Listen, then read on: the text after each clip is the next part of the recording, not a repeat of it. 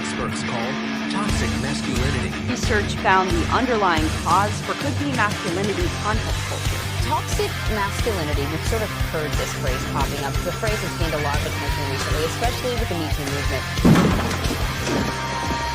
It's showtime.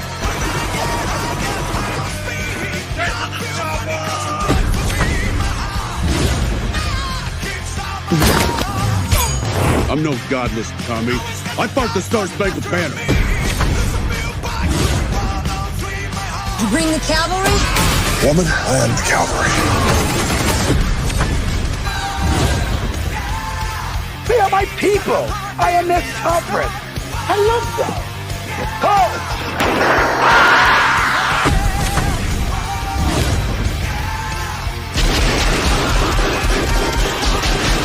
Welcome to the party, pal.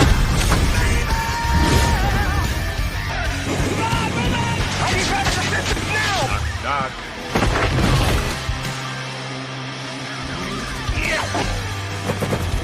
Stick around. What's going on, everyone? Welcome to Masculine Mondays, episode 29. We're talking about the ghost in the darkness. Boom! We're starting a little late. It's okay. I had to get some food, right? I had to eat some meat before we talking about a movie about hunting and killing lions and eating people. So I just kind of thought it was appropriate. But if you're new here and wonder what the hell we do on Masculine Mondays, we talk about masculinity in cinema, why it's important, and we talk about a new movie every single week. And this week, again, we're talking about The Ghost in the Darkness. It is an underrated movie, Blue Collar Loser. I do see your comment, even though I'm staring directly at the damn camera. It is an underrated movie. I highly suggest watching it. Great film with Val Kilmer, Michael Douglas. So, that being said, give this stream a thumbs up, share it with your friends, subscribe, all that kind of stuff. It's free to do, so I do appreciate it. And I don't like to do these streams alone, even though I absolutely could. But it is far better to have everyone watching be a part of this in the chat. You guys always kill it week in and week out, which is why I love doing this in the, first place. But I like to have some people on board. And someone who's always here and is a big help, Mr. Goodwin. Goodwin, how you doing today? Or tonight? Motherfucking X, I have had enough of. Fuck this shit 10 ways to Sunday. I mean, I have offered, reasonable terms to Elon Musk if he would simply publicly play those responsible. I would, take satisfaction with that. I also generously offer the alternative of roll the shit back and stop rolling out your broken fucking code. This motherfucker ain't going to do anything about either one. I hope a lion eats him. Yeah. A lion definitely needs to eat this code, or the people who coded this new chat system, because it sucks. It is balls. This chat is very low testosterone.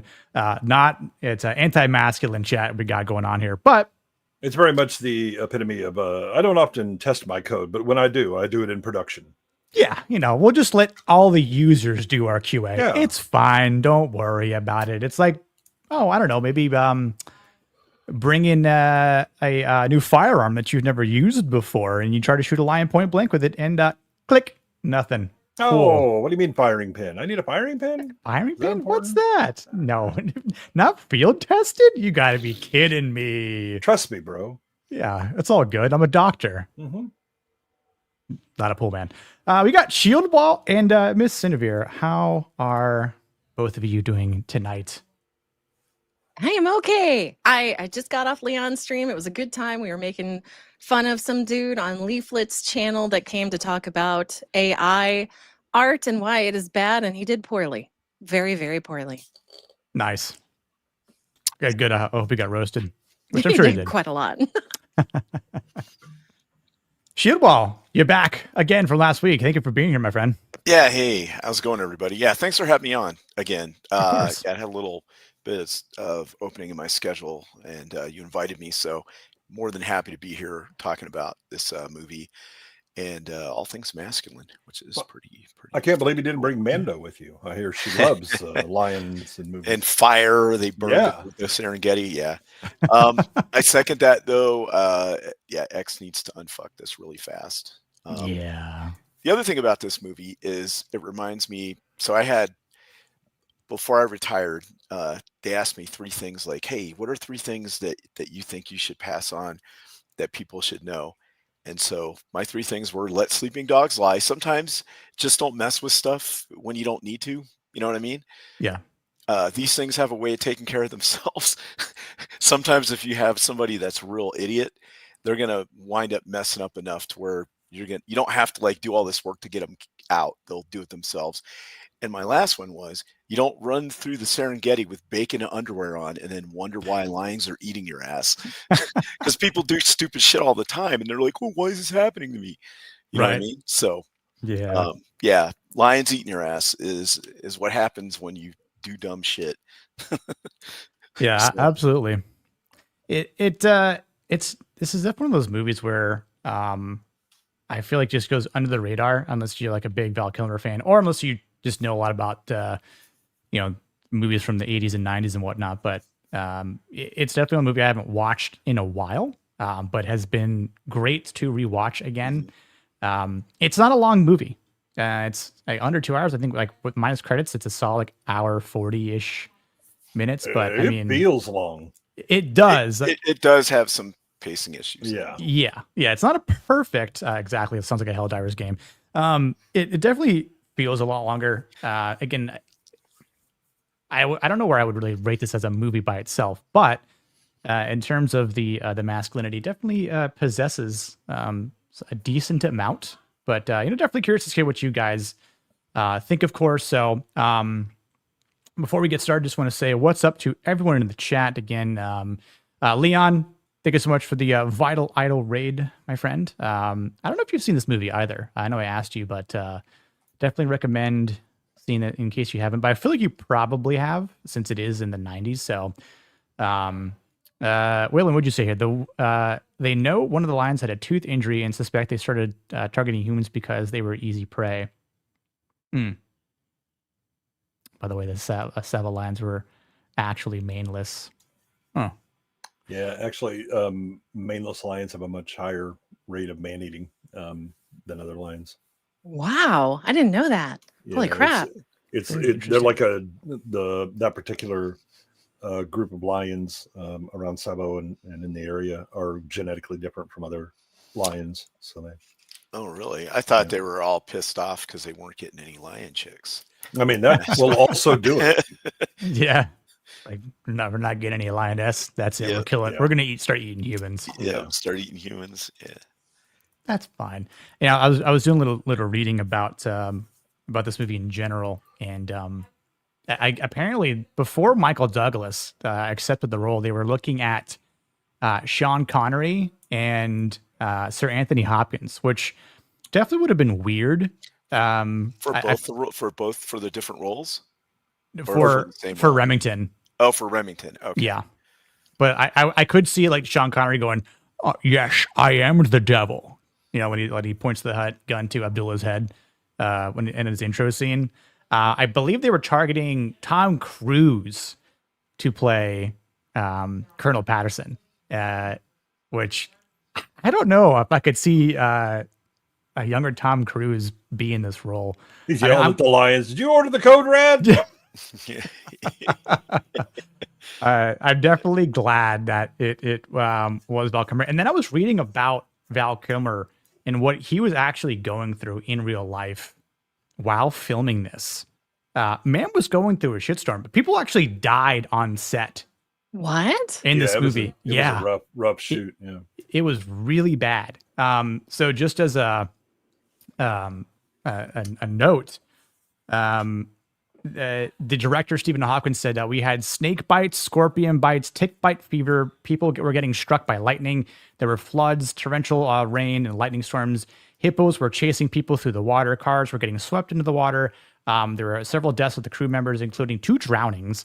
Val Kilmer came to the set under the worst conditions imaginable. He was completely exhausted from doing the Island of Dr. Moreau. Everybody was exhausted from him doing the Island of Dr. I know. Moreau I was like, which not surprised, but he was dealing with the unfavorable publicity from that set, which again, not surprised. He was going through a divorce, barely had time to really get his teeth in the role before the start of the movie. And then he's basically in almost every scene in the movie. So Director Hopkins worked with him like 6 or 7 days a week for 4 months. obviously under all these conditions, and it came through. Like he actually had passion for this film, which again, I think it shows, again, what Val Kilmer put into this movie as a whole, because I think he does a really good job in it. I'm Again, kind of curious. How many signs did you need from God to say, "Hey, I should probably stop filming"? I mean, that might have been signs to the casting director going, I don't know about that Kilmer choice. You checked out that last movie he was on? Yeah, because it was also, he'd also done Batman Forever, right? So, who else was? Kevin Costner was another one. I think Kevin. He would have been Dancing with the Lions. Yeah. But they basically said, "Hey, we have an idea of doing Lawrence of Arabia meets Jaws. Here's The Ghost in the Darkness. Enjoy. Sink your teeth into that." They delivered neither. I know. I'm like, I don't see either of those movies in this, but it's an attempt. I'll give them that. This is also the time when like world music had really become like the hotness, and so this soundtrack was showing up in a lot of things, and then commercials were running like, oh look, it's the African music playing in the background. It's like, just leave me alone, just go away, stop. Yeah. I think maybe the movie would have been better if they would have got like Gary Busey to be as one of the lions. Yeah, I don't know who as Ghost or Darkness, which one? Yeah. But just both, because his upper torso could be one and then his lower torso could be the other one, Together you fight. We saw Predator 2, that upper torso still floating in the meat locker. Because the director worked with him in Predator 2, so yeah, he could have. Yeah. Well, see, then he would have had access to both halves of Gary right, Busey yeah. from that movie. I missed opportunity for the movie. Yeah. Damn. Would have been very interesting, I guess, at that point. Wayland's right. Mel Gibson as Patterson would have worked. Oh, 100%. Yes. That would have been really, really good. He also would have worked as Winchester. Yeah. Because Gibson was starting to get older at that point, so he'd have a bit more of the wise and stuff. And yeah, we know that Mel can play a little bit of the crazy aggressive. A little bit. Sometimes he's not playing. Sometimes he's being for real. Yeah. I'll take someone else over Pedro Pascal. Pedro Pascal would not be cast in this, but random pick. He's not manly enough. Not at all. I don't think he'd be anxious. He'd grope a lion. Yeah, he'd probably. Yeah, that or you need the emotional support lion with him all the time and yelling slurs at the lions. Yeah. I mean, but that's okay, right? Sometimes you got to get fiery. You got to show them lions who's boss. Yeah, I've been doing a lot of that in our creators, man. But that's neither here nor there. Jeez. A lot of camping right there. Those extraction points. a lot of camping going on. A lot of old school verbiage being said. Yeah, you know what I'm saying. It's like I gotta make it great again. So yeah. What's up, Zaxi? Pedro would be a great darkness. Roar. Yeah. Vex, have you seen this movie? I know you mentioned a comment. Is this the movie with the lion hunt? Pedro would see his lions, and his dad would think they could swap out the eggs with their own.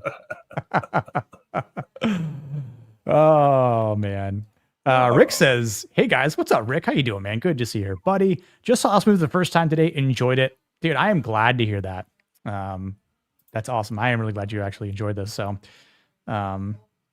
conversely, the Megan Fox Lion movie is an action thriller called Rogue. I don't think I've actually seen that, but you haven't. But you recall us saying it was lit. Yeah, I think you enjoyed it. Again, it's not a perfect film by any means, but I do think it has like a good amount of masculinity here in it. It's worth watching at least once. Yeah, for sure. It's a pretty good. There's like a lot of tension, and it's a pretty good thriller.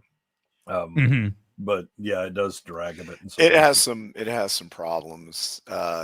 Unless they really did happen in real life, I'm like, okay, a little far-fetched stuff is happening to move the plot along here.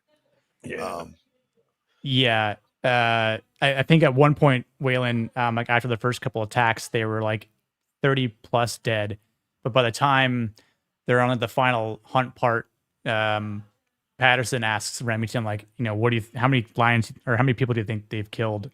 And He says over 100. So yeah, I don't know what the actual lore is saying, from the alleged true stories about this, but I mean, that's pretty crazy. Although I think it's believable to a certain extent. I think some of those numbers are also not just people out of that camp. That's like estimates, right? Of like how many people they like regular villagers and wandering around they ate, because they found that cave. I don't know, maybe that cave in real life, they found a cave like that, just full of like bones and stuff.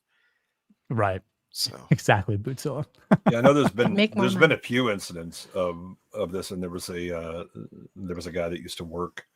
He was part of the British consulate, but he would get called out because they found out, oh, you're a big game hunter and all that, and so he got called out. And a lot of them would be attributed to witch doctors. Witch doctors had like put a curse on him, and like a witch doctor had died and then inhabited a lion, was killing people or whatever. And I know there was a group of villages where it was something like 120 people have been killed over like a 2-3 year lifespan or time span. Damn. Wow.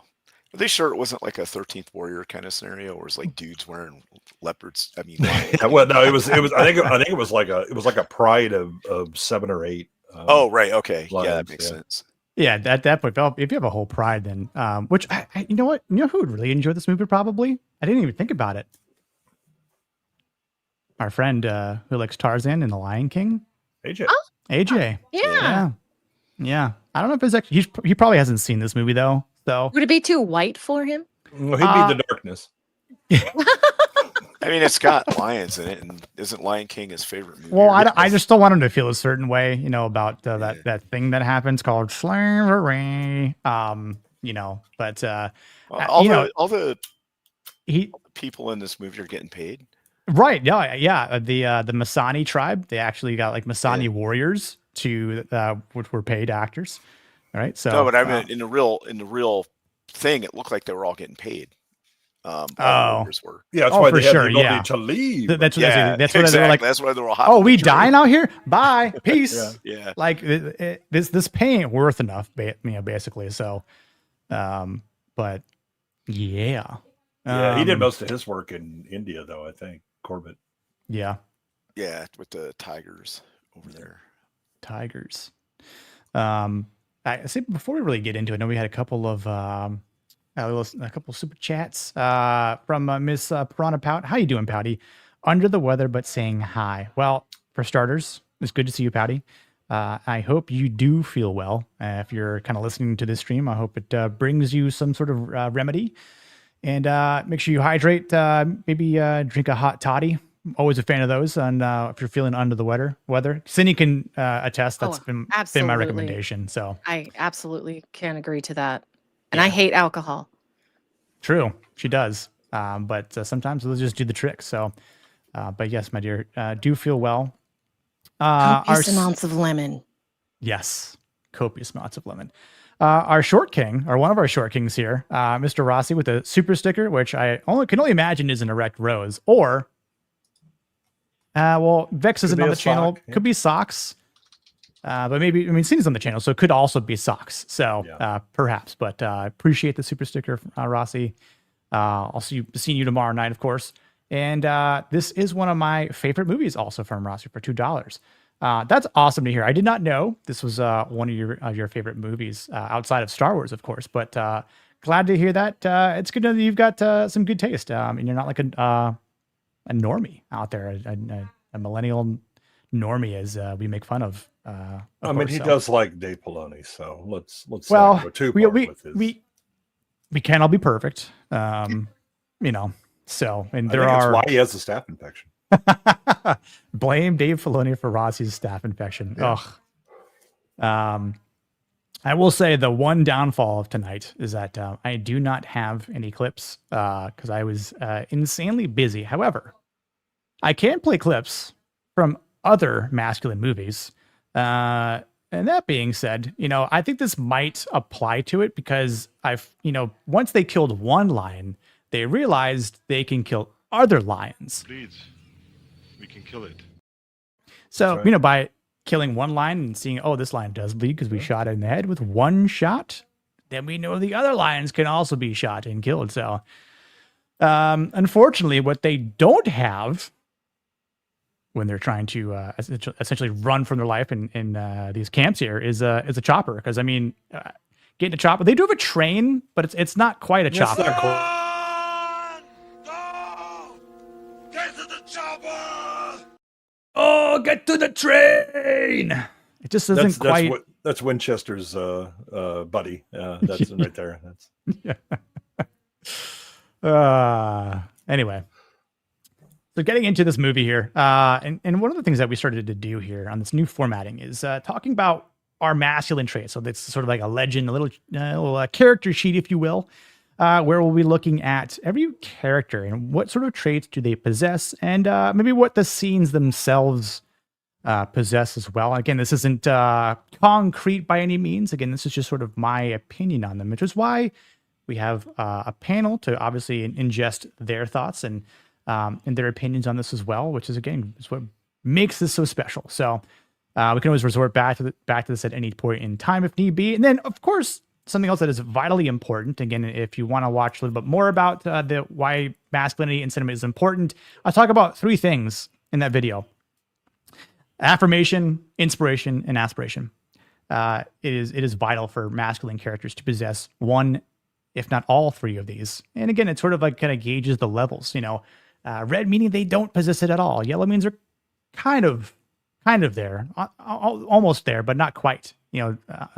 On the cusp of maybe achieving something on those lines. And then obviously green means good. Means, hey, you know what? I've achieved affirmation, inspiration, and aspiration. The AIA sort of coding here as I've formed it to be. But Waylon said East African. Interesting. No, the sharks do the West Atlantic. Wayland, the lions actually swim the routes in the East African trade routes. Zach says that the low end of the Savo Lions kill count is 28. The victims were mostly imported workers from India, so I'm not sure who did the counting. Interesting. I wonder how many people with the last name Singh were involved. There's only one family in India that has that name. We know that from Alien Earth. Right, exactly. Alien Earth taught us a thing or two. So that's what we're just kind of going off of. Again. Very rare name in India. So, right. We're taking all our lessons from Alien Earth. Yeah, I mean, science. Yeah. Right. We're just going by science and what Alien Earth and Noah Hawley taught us. So again, maybe Vex could provide more of that, but we trust her judgment too. So, talking about our main character here by of course, Val Kilmer, John Patterson, Colonel John Patterson, right? He's an engineer. He's the builder who confronts chaos in Savo, Africa. I call him the civilizing warrior because he is quite civilized. The way he talks, the way he approaches, the way he treats his wife. The way I need to be there for my son who's being born in 6 months, and I always keep my word. So, again, he's a man of order forced into the land that defies structure. Of course, being in Savo, Africa, where Remington also says, "I hate this place," but yet he's still here because he also loves Africa too.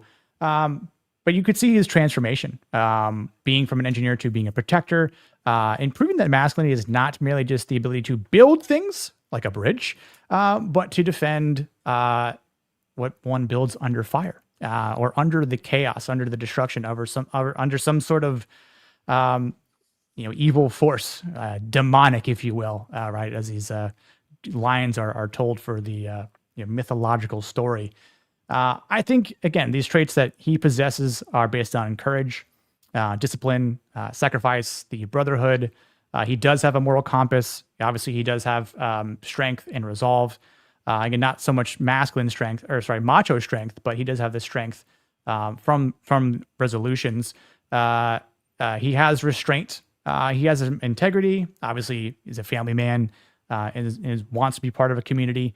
And then he possesses honor and legacy. So I do think he does achieve the IAI rating from start to finish over the course of this movie. Again, movie itself isn't perfect, but I do think for the sake of Colonel John Patterson, from what he knows and being this confident engineer who comes in and one shots a lion and then kind of walks through town acting like, he's the, like, my shit don't stink sort of thing. And again, not to say that he shouldn't be confident or he shouldn't, show that courage. But he finds out, he doesn't really fuck around, but he definitely finds out because the lions have something to say after one of them, is gone from his rifle. But what do you all think? I think that he has those traits, but they are they're more refined throughout the movie because he comes in a bit full of himself, not quite aware of what he doesn't know, and kind of has that youthful. I'll just jump in and deal with this, even though I'm not really sure how I'm supposed to deal with this, and it causes some problems for a while.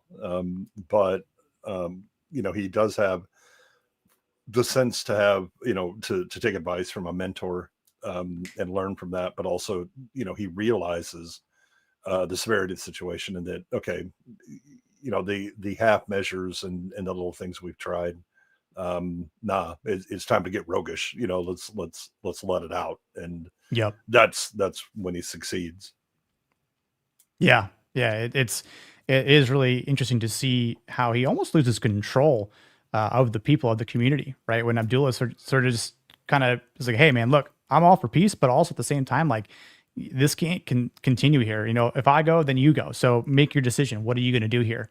But remember, they're leaving because he's not delivered on the promises that he made that he would protect them and kill the lions. Right. Because again, it's that youthful, oh no, I'll take care of it. It's like, yeah, okay. Yeah.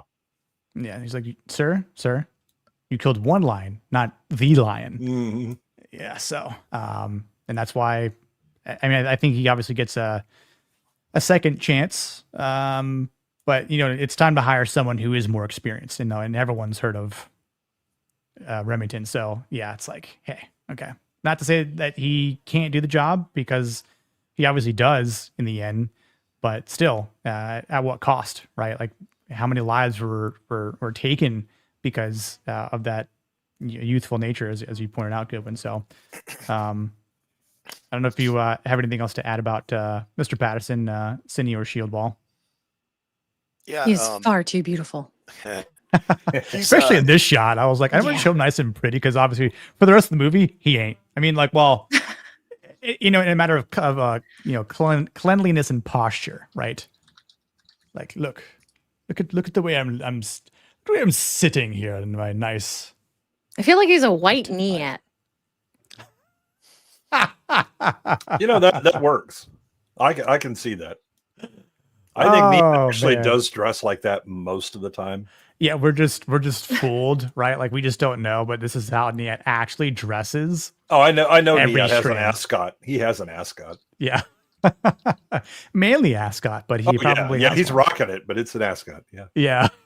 I think one of the important things to remember about his character when he's in Africa, that's true, really, is that he was recruited to his job is to build the bridge.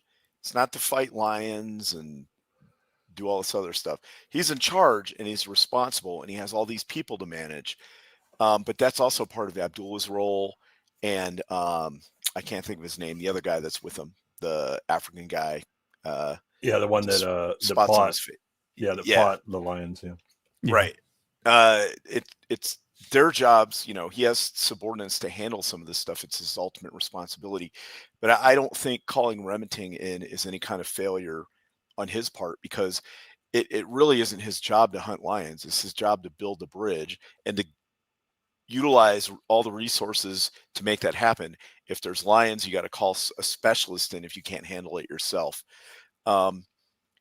Also, as Waylon pointed out, he's also a gentleman, and they were supposed to act a certain way. Certain expectations are put on them, socially and culturally, to where they have to act a certain way when they're in other situations.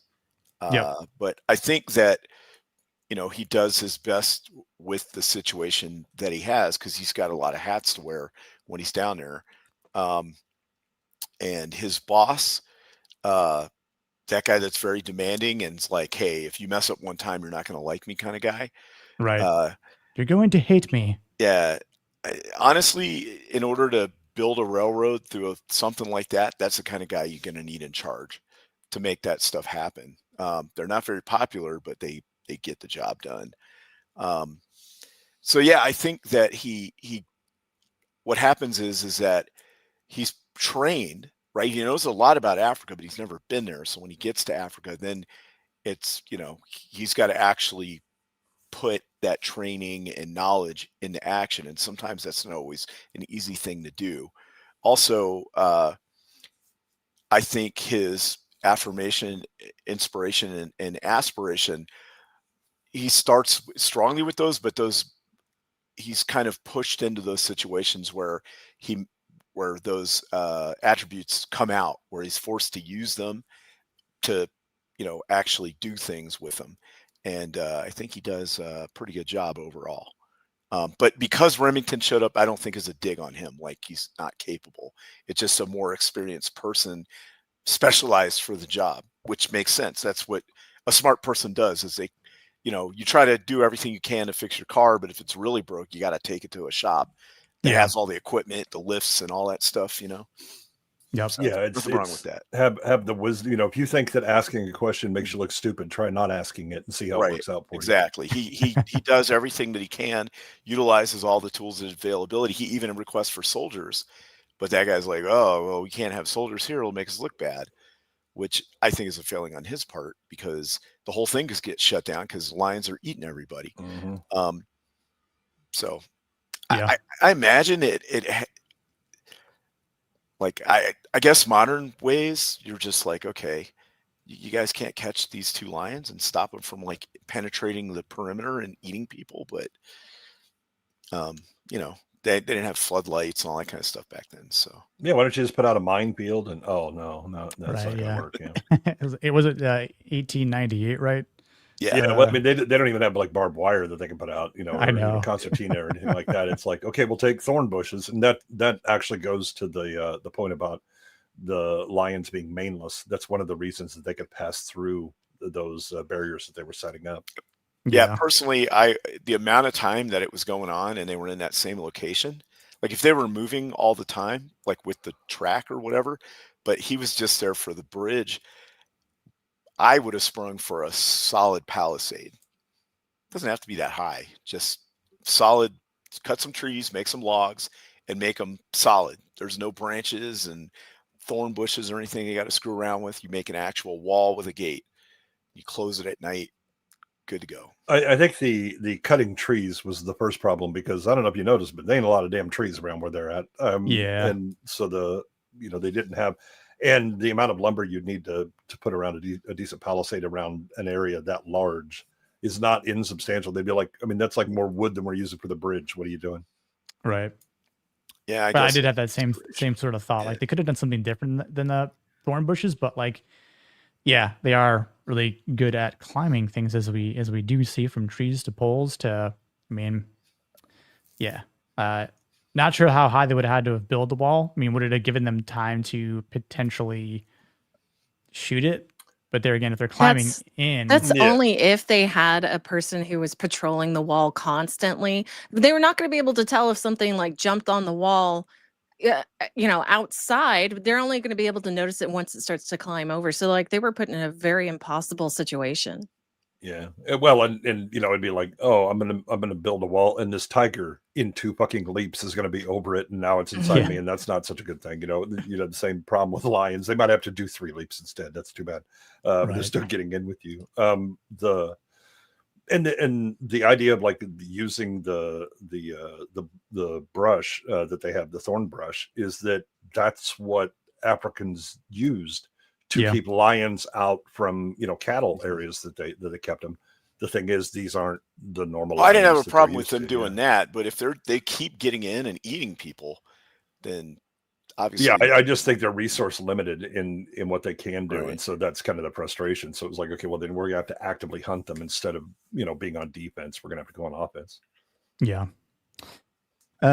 Samuel, who's like the tribal guide, right? He's Patterson's like right-hand man, and he's the cultural navigator. He obviously provides this ancestral knowledge, right? He's the one that tells Patterson about the lions, what this myth is, what the belief is behind them, right? That they're these demons, that they're not lions, which kind of sounds far-fetched at first. It's like, I mean, they are lions. Like I shot one, like especially if it's the first time I've ever seen a lion, I shoot it and kill it one shot. Like, come on, like, you're telling me, what kind of lion would do this? Like, what kind of lion would drag people out of tents, maybe 100 yards out into a field? Like, but also what kind of lions would, bring, 100 people plus that to their lair, right, in these ruins and just of skull and bone. So, but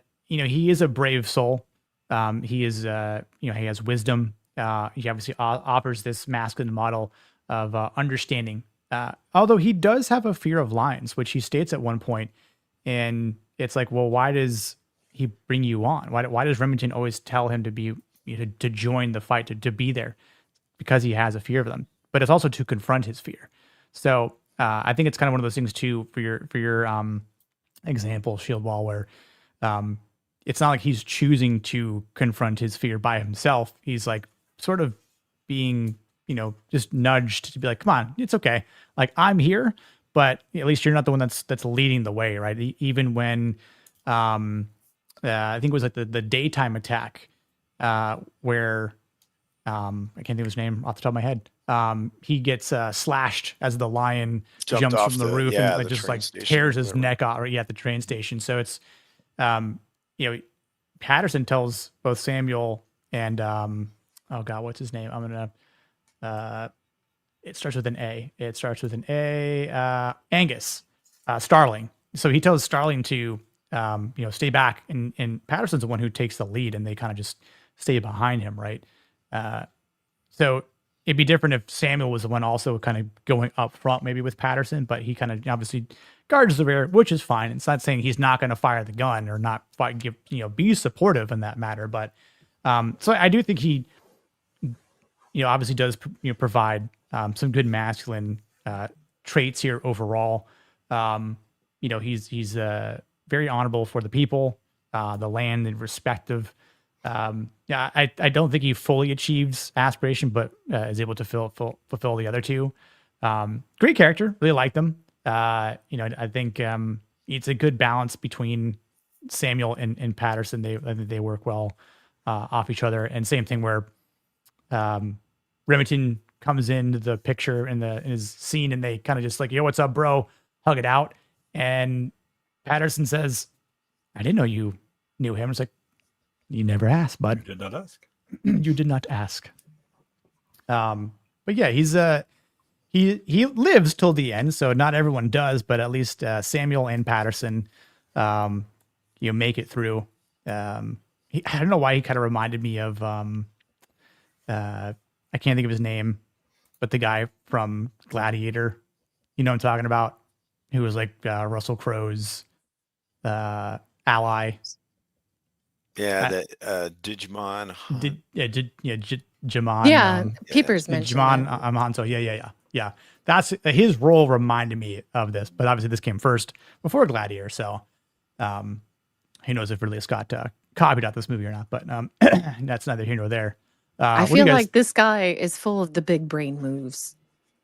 Yeah. Sorry, I'm making fun of his head shape. Well, not only that, but he had, he used to wear gauges because obviously look at his earlobes. But he might have been in an African metal band we just don't know about back in the early 1900s, but or late 1800s. But what do you guys think about Samuel? Yeah, I think Samuel. I mean, he has a lot of wisdom, but it's balanced with a certain mysticism that holds him at bay often. He does overcome those fears, but I think it helps to see him struggle with that at times where he's like, hold up, I'm not sure that's an actual lion. That's something else. Yeah. And boy, is that giving me some pause right at this moment, but then, he overcomes it, later. Yeah. Yeah, he definitely adds that. Oh, hold on, Draconis with the five gifties. Thank you so much, man. You didn't have to, but you did. And let's see, what clip can we play that is rather Why don't you do some landscaping? Landscaping. Do we have a Predator clip from that? I think we do. Let's see here. Let's see. This one should work. The other day, I was going down to my girlfriend. I said to her, "Jeez, you got a big pussy. Jeez, you got a big pussy." She said, "Why did you say that twice?" I said I didn't. Because of the echo. No, that's manscaping. That's different than landscaping. I was hoping to see old Painless come out the bag and. Oh yeah. I couldn't find the clip right now. You son of a bitch. You son of a bitch. But thanks so much, Draconos. I appreciate that, man.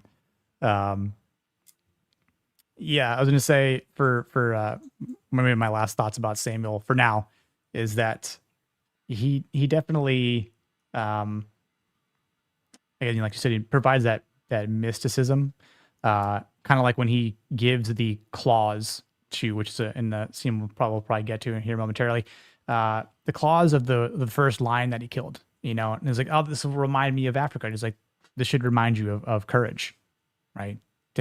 Of what you faced and what you're going to be facing more of. So yeah, definitely like that sort of key reminder, almost like a trinket of remembrance, not just because of the land. About that in the movie, if he would have just put the damn thing on, it all could have been avoided. Yeah, just put it around your neck. Maybe the ghost in the dark just wouldn't have attacked and be like, oh damn, I think he's got lion claws around us. Like we can't fuck with him. Yeah. So like maybe like a invulnerability trinket. Yeah, kind of. Or right. It didn't Like- summon him. Right. Yeah. Something to keep him away from the campsite. Or to bring him straight to him with his gun. Right. Yep. Yeah. It provides some better What's access up? for I got shots. your brother's claws right here. Hey, Yeah, I got you next, buddy. Yeah. I think in the whole operation, Samuel was kind of a key character. He was the intermediary between, I think it's 3 different separate groups of workers. Mm-hmm. At least 2. You had the Africans or the Arabs and the Indians, and I believe the Africans. So there were 3, and he had to kind of be the mediator between all of them, right? And the head, and a lot of times for an organization to function, you have the leader, but you have to have that right hand person, that can be delegated to, can catch all this stuff and deal with it at a lower level. So you're not constantly going to the boss and be like, hey, this happened. They can make decisions, and it's also good to have somebody who can mediate and kind of translate, I guess, between what the boss wants and then relay that information down to the lower level in a means that they can understand. Yeah. Right? Yeah. So and also that in order to have a good team, you kind of have to have the stick and the carrot, and it helps if they're kind of 2 different people. Yes, exactly. Now they can both be stick or carrot depending on what happens, but predominantly you can have one that's if you're going to be the bad guy, then I'm going to be the good guy. That goes like, yeah, he's doing this, but this is what we need to do. I understand, yada yada, but he's busting my balls, and so I've got to come down here and deal with this. You can do it that way. Or again, if you've got the nice guy on top and everybody loves him or whatever, then I have to be the hard ass that comes in and was like, yeah, exactly. He's all lovey dovey, but I'm here to put my foot entirely up your ass if you don't get shit done. Exactly. And to explain to them like what needs to happen in a manner that they can understand. Right. Also, I mean, dude is kind of a chat. He's got 4 wives. I say he does have 4 wives, but he doesn't like them. He doesn't like them. He doesn't like them. Like that shows how much of a chat he is. He realizes that the punishment for bigamy is that you have more than one wife. Yeah, exactly. Oh man, my heart goes out to him. But you know what? He made the choice. Mm-hmm. I thought Cindy was like, I want 4 husbands. No, are you kidding? Oh goodness. That's 4 paychecks for you to take. Yeah, I'm not really that big into money. It's like if I have it, that's nice because it keeps me out of like I have food on the table, I have shelter, but past that, I don't need a large amount. That's fair. Yeah. That's fair. I think having multiples of anything like that would just be Oh, problem. that's a headache. Yeah. Again, it's its own punishment. It really is. Yeah. So I'm not big into women and knowing how they act. I feel like he made the wrong choice. He should have just chose one of the lesser of the three evils or four evils. What do they say the Chinese pictogram for disharmony is a roof with two women underneath it? Oh man, yeah. That I think Japan has something similar as well. I think it's like two women means too much noise or something. I'd have to look that up. Yeah. That's funny. Yeah. Bernard Hill, R.I.P. King Theoden of Rohan. Let's not talk about his piloting of the Titanic. Right. Yep. Yep. Titanic is overrated in my opinion, but his captaincy certainly was. Yep. Didn't end well. Yep. David Hawthorne. He tries to be rational, right? And he is an academic, although he doesn't know what a pin is for a rifle, even though his is better, or is it stronger? I think he said, or is it more powerful? One of those words. It was more powerful. It was basically an elephant gun. Yeah, is what he had. Yeah, that's what it looked like. Yeah. But he obviously is there for the study. He's trying to be intellectual. He's trying to provide that wisdom, even though he doesn't get along. Doesn't he get in it with Angus? But he gets along. Yeah. I think Angus was hinting that the fact that he has to be a doctor here is something happened in his past. Like he had a malpractice thing or something go on, and the only place that would hire him was like a backwater town in Africa. Yeah, he's done something to fall out of the graces of respectable society. Yeah. Which is sort of like, I think he almost tries to make up for his past. Maybe do things better or differently. I didn't even think about that. That's a good point, EB, and you don't want that. No, you don't want that. But again, like I think towards the end of the movie, he does kind of maybe hit that affirmation, or rather up to the point of the camp massacre, because he dies in the process. You don't see it happen. You just see him, the aftermath, and he's just sort of laying there with his chest completely shredded. So just kind of relaxing, spreading out. Yeah, I'd say a less painful death than what happens in Return of the King when the Nazgul completely just chomps and throws him, and yeets him in the fields of Pelennor Fields. But I just figure I'd highlight him here since he makes it a bit farther and is in it a bit more. Has some pretty good scenes, I'd say, with once Remington shows up around the campfire. Even though Samuel tries to stop him, he's like, "That's my hospital." Like, again, kind of shows like he wants to right a wrong that has happened to him before. So I think he might not possess all these traits from the start, but I think from the time up until the time he dies, like especially like when Remington gets there, kind of just is a bit of a wake up call for him. Like, again, in this certain scene here is why I kind of picked his little portrait, because it's like, what on earth are you talking about? But damn, like you're definitely commanding everything exactly. And Rohan Walanza. Yeah. So he's definitely keen on listening to what Remington has to say, right? Like, which is funny when Remington first walks into the hospital and just you can't even walk through because it smells so bad, and it's like, this is I understand what you're trying to do here, Doc, but this is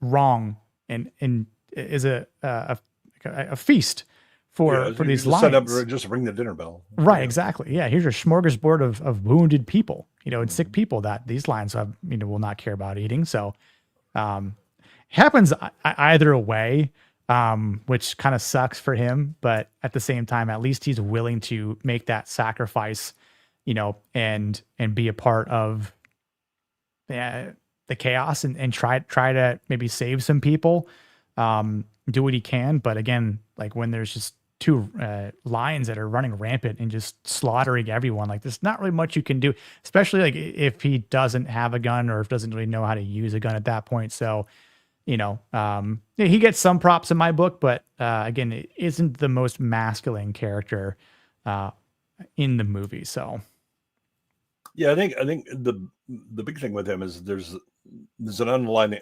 honorability to those are my patients. I have a duty to protect them and take care of them, and so there he goes. Even though what's he going to use harsh language against lions? Yeah, apparently that works out well. But I think there's not a lot of.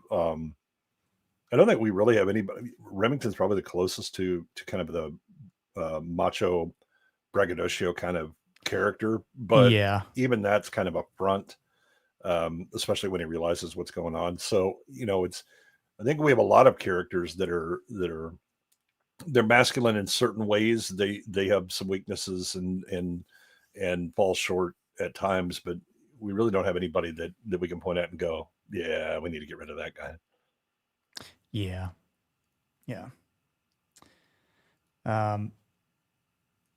Speaking of Mr. Charles Remington, he does have that wild masculinity, the primal hunter. He kind of looks like Bobcat Gold Plate. Is that Gold Sweat? Gold Sweat. I yeah. Oh, man. Bobcat Gold Plate is a pimp. I couldn't remember in Bobcat Gold Fort Plate. Worth, I believe, is where Bobcat Gold Plate operates. So yeah, goodness. Yeah, I should have googled Kim that. Kane. But yeah, he is the wild masculinity here. He's sharpened by the experience that he has. Right, he's been in these situations before. He has failed too, as he states talking to Patterson about that trap that we see Patterson set with the boxcar. He did something similar. Didn't quite work out, but again, he does have more experience in these settings. He understands the danger that they face. And again, he even thinks 2 or 3 days should suffice. But yeah, he's a former Confederate soldier, which would kind of, so might be a reason he's in Africa and traveling around the world. If he was a Confederate soldier, he would have been like super young, like 17 or 18 or whatever. I'd say he probably been in his 20s, probably during the war, right? Yeah, at some point. At the latest. Yeah, at the end. Because no, I mean, this is 96? 1898, I think it is. Yeah. So yeah, you figure 30 plus years ago, right? So he had to been maybe 18. So he's 20. in his 40s here, 51. late 40s. Yeah, so like early 50s, maybe. Yeah, early 50s at the most. Yeah. Which, when Samuel's talking about his past, right, and him being part of the Masani tribe, like, and just, although kind of weird to see him doing the dances because he just sticks out like a sore thumb, but I guess it's just that sort of the brotherhood that he's a part of, right? That the community that has accepted him, the tribe that has accepted him, because he does, have this instinct from doing what he's been doing here and hunting and traveling around, between Africa. You said he was also in India, or am I mistaken? Mm-hmm. Yeah, right. I think he's been all over the place hunting. Right. Yeah. So, but yeah, very honorable man. Does have integrity. A little crazy, of course, but I feel like for given his background, what he's been through, that's a good thing to have, right? I mean, it's like, I love that line when he points the head to the gun that will duel his head. And he's like, "I am the devil," right? So I mean, it's just a confidence thing. Like, oh, okay, like, now this dude's legit. Okay, cool.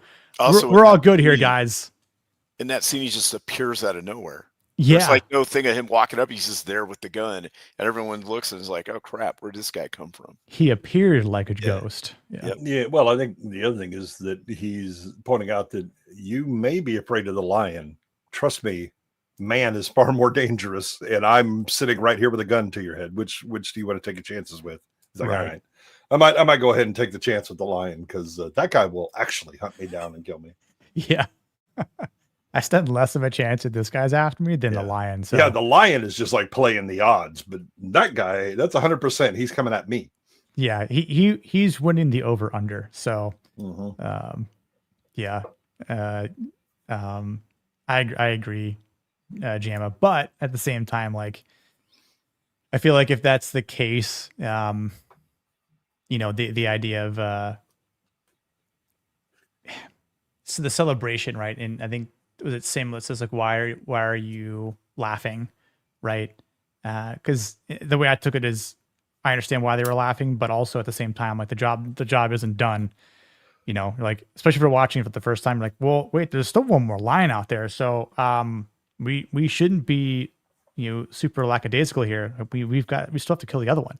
Did we kill Ghost or did we kill Darkness? Right? Did we kill Darkness or did we kill Ghost? So we need to still be on guard. Like not quite time to pop the champagne bottle. Oh, yeah, but they have, again, like a lot of situations, you think you understand the world based on, okay, well, we figured this out. Yeah. It's like the two of them together, that's what gives them the bravery to do it or whatever. To take one away, it's just like a bully, that you punch him out and now he doesn't have the strength of numbers and he's going to go and take off and do whatever. So they really believe that they seriously diminished the threat to the point that now that other one is just out there, kind of, moaning in the dark, looking for, his buddies so we can be the big bads again and all that. They misunderstand what's actually going on. But you kind of see how they get there. Yeah. I agree to your point, Waylon. But I think that's what Starling could have been. He could have played that role. But I don't see. I think that would undermine the story itself, because the story is not about I've got the generic suck up guy who's trying to undermine and all that stuff, right? It's here are generally good, competent people trying to get something done, and the thing that they're trying to get done is bigger than they conceived of, and they just keep failing, and so I don't need the undermining. The situation itself needs to be the thing that knocks them down, that makes them all learn, and that they take the cost from it. I don't want the bad guy. I don't want one of the bad guy character quests to be another person. Right. I want it to be the lions, and the lions themselves are such an overwhelming threat that we lose so many people from it. Yeah. Get on to Sir Robert Beaumont, the architect of all the authority here. Again, he's got the power. He says, you will hate me. And I don't know if you guys really hated him in this or not, but obviously he definitely plays the antagonist role.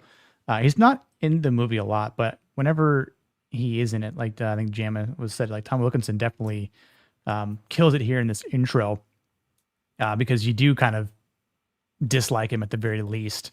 But same thing, like he just has one thing on his mind. And again, not saying that what he would represent isn't warranted, right? Like you have a job to do in a place that isn't the best.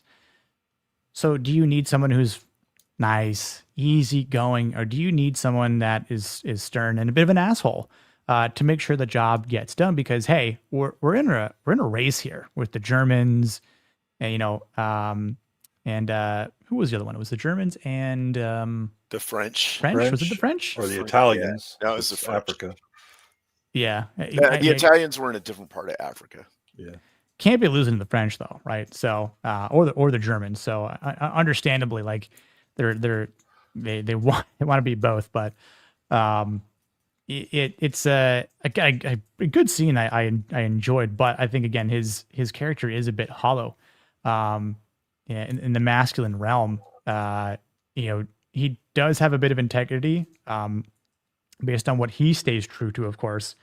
But I do think his moral compass is compromised, or like he won't provide the extra support. Although he does say, if that's it, I'm getting Remington since you can't get the job done. But like, okay, Patterson, I'm not taking you out the job because it'll take me too long to find someone else to do it, and I don't have more time to burn. So just stay here. Don't get in Remington's ways. Let him do what he needs to do. You guys work together.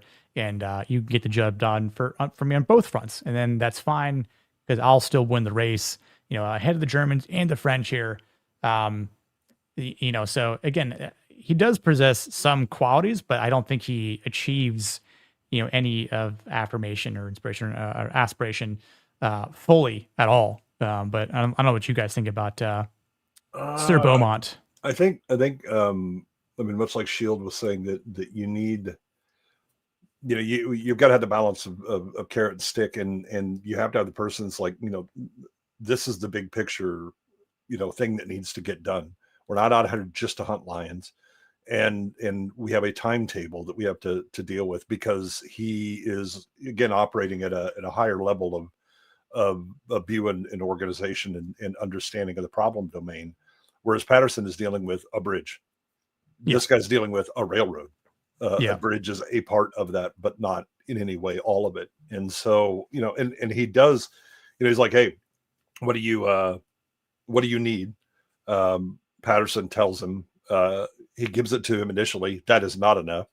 And he's like, what the hell's going on? You said you could handle these, and you haven't, so he's kind of the holding to account for you made promises, young man, and young man made young man promises. And now you fucked up. And so I'm going to go get somebody who's an actual expert and deal with this. And you do the thing that I get back in your lane and do what you do. And so I don't think there's necessarily a negative to him. And I think, I might give him some yellows, for like affirmation and maybe not so much inspiration, but, he inspired him all right. Get your ass in gear. I don't think he's That's inspirational fair. to masculinity. He damn sure is inspirational to Patterson. To Patterson, yeah, for sure. I'll send your happy ass back to Ireland. You can have a nice day. How about that?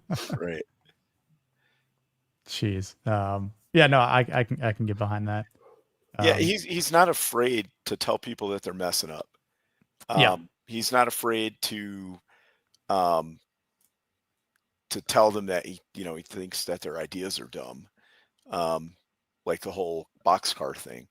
But I mean, he wasn't in the pickle where, hey, I can't replace you because I can't replace people in enough time. But I think he also recognized that up until a point, he was doing a good job, because up until the second lion attack, like the first one happened, it was like 7 weeks between the two. Mm-hmm. And in that 7 weeks, he was ahead of schedule. Yeah. So I think he saw something there. But when you're in that position, sometimes you have to make a tough decision. Now, is this guy, you take all that away, is he just kind of a douche? Yeah, kind of, yeah. The way he treats people and stuff. But right. Sometimes you have to have that person in that role for it to be successful. But they don't succeed at anything else, like friendship or marriage or, you know what I mean? Any of that kind of stuff. So, right. And I think that's less masculine traits if you're only good at like one thing, you don't have, I think he has a constrained domain of things in which right. he can be successful. And one of them is he has to have there needs to be order around him, or a hierarchy that he serves. I don't think he'd be all that good on his own. Right.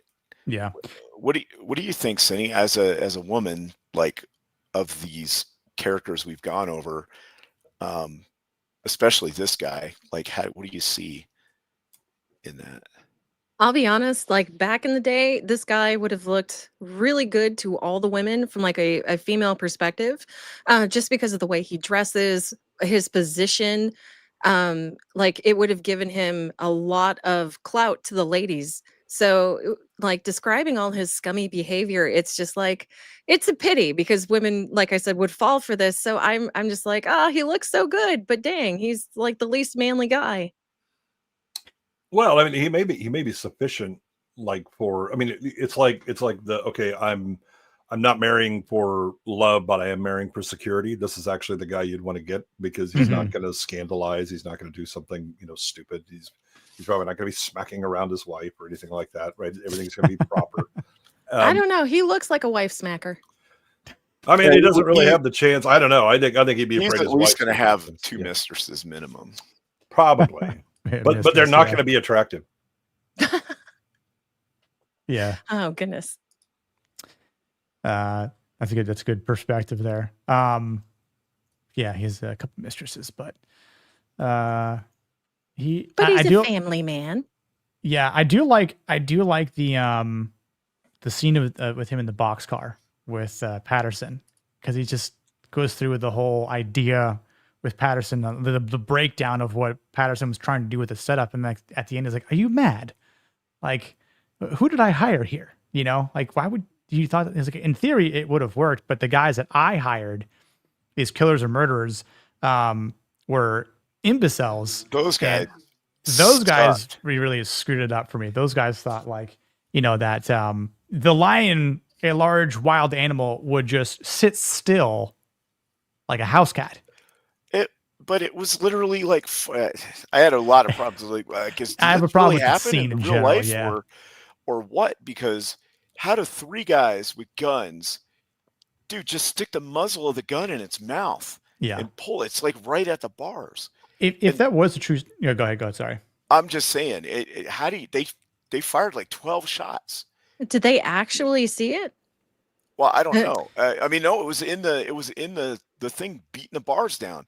If it's in contact in the bars, it's literally like 4 feet from them, top end, in the area they had in there. Now, I don't know in real life if that's what happened. They were just incompetent, couldn't shoot it. But I would think that an adult male from anywhere with any kind of weapons training should be able to shoot the lion, at least graze it or something. Said they're ricocheting off stuff, and they hit the chain in the back, and it caused it so that it could escape and whatever. And then they knocked the lantern over and light it on fire. It was like the incompetency of those three guys was immense. It was terrible. Yeah, I think that there's, you know, so the first of all, this is one of the scenes that annoys me about this movie, because I'm just like, Sam, this is some stupid shit right here. But the you can at least argue that what he did is I'm going to hire killers, you know, like, you know, assassins. I didn't have a problem with him hiring them. They should have been able to just kill the lion, no problem. Right, but the thing, what I mean is that in that era, in that time, I don't know how many of them are actually using rifles to kill somebody versus a knife or maybe a pistol.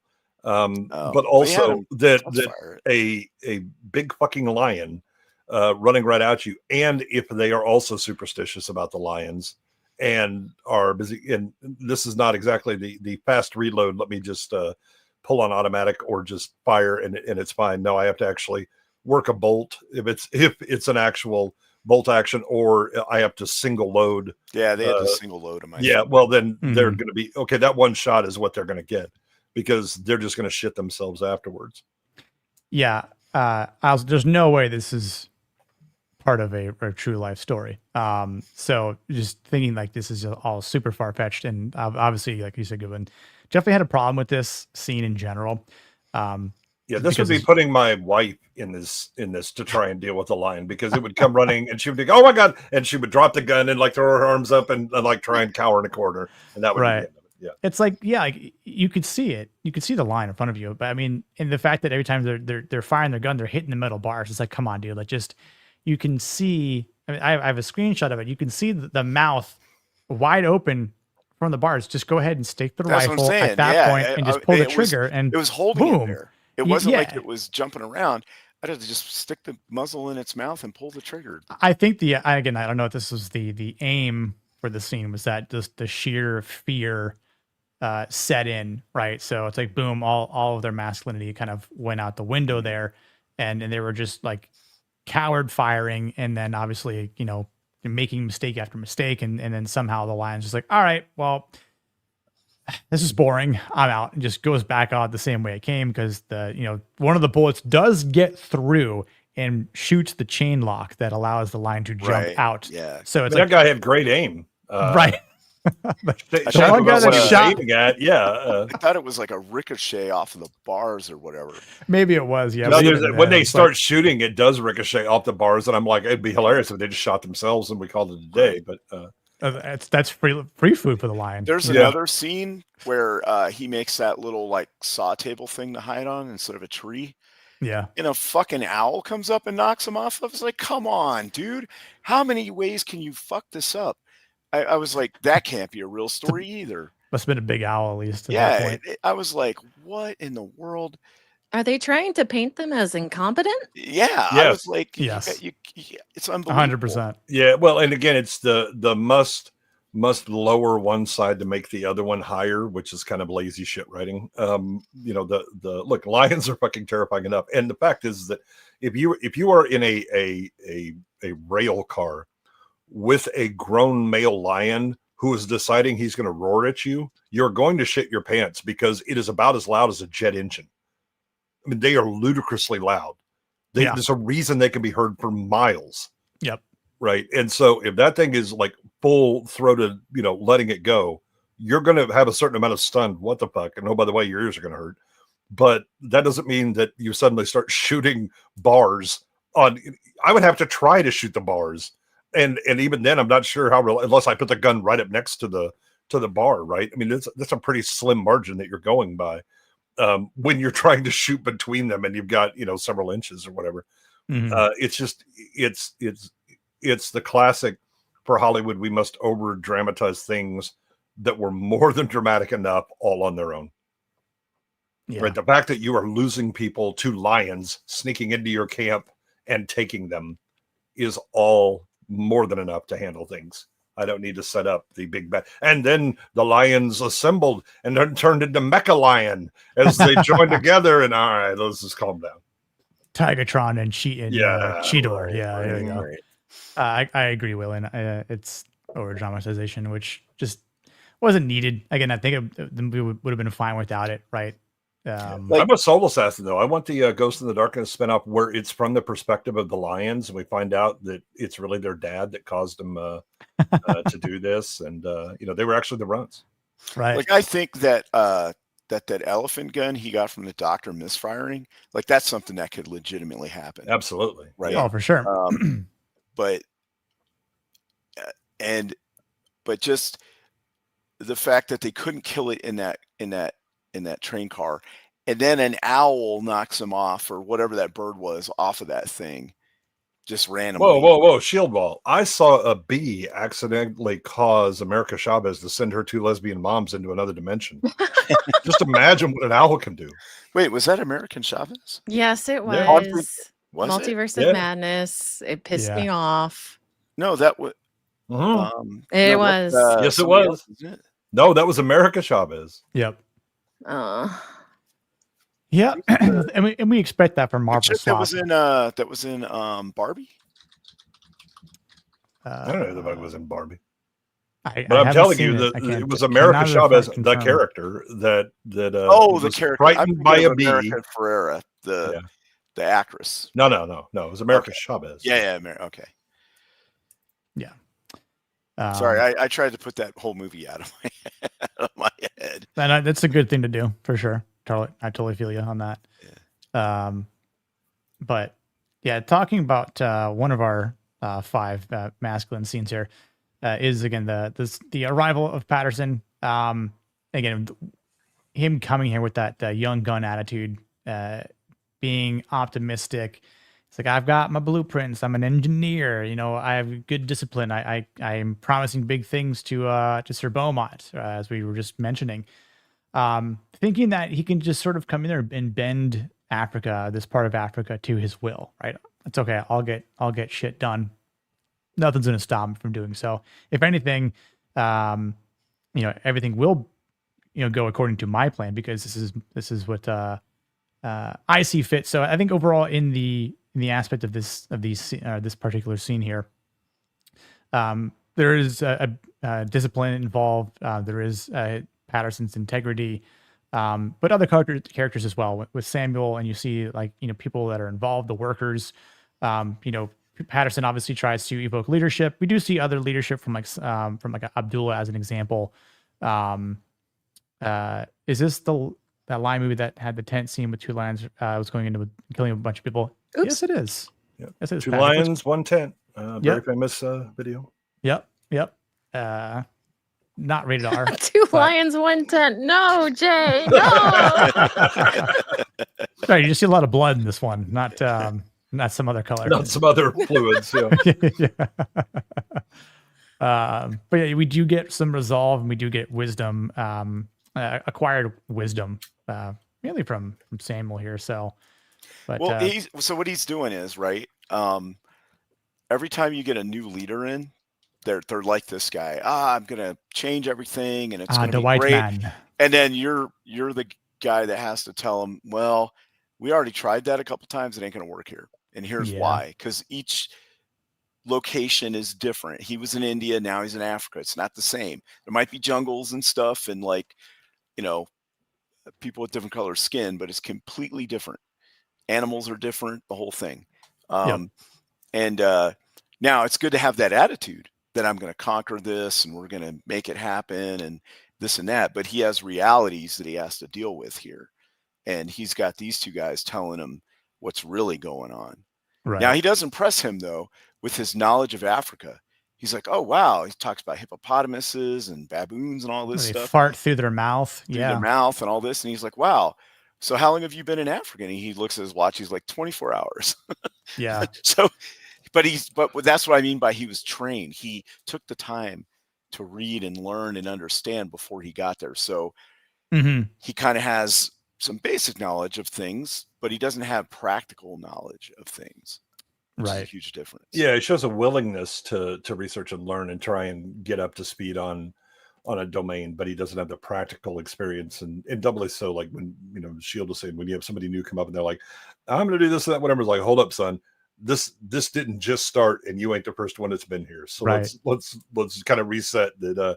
All that easy stuff, that was tried. That's why we're moving on to something else. Exactly. They're kind of coming up with different ideas. Now, every once in a while, they'll come up with an idea that you just kind of got to morph in to make it work within the confines of what the realities are on the ground. Yeah, it rhymes with the solution. Yeah. Right.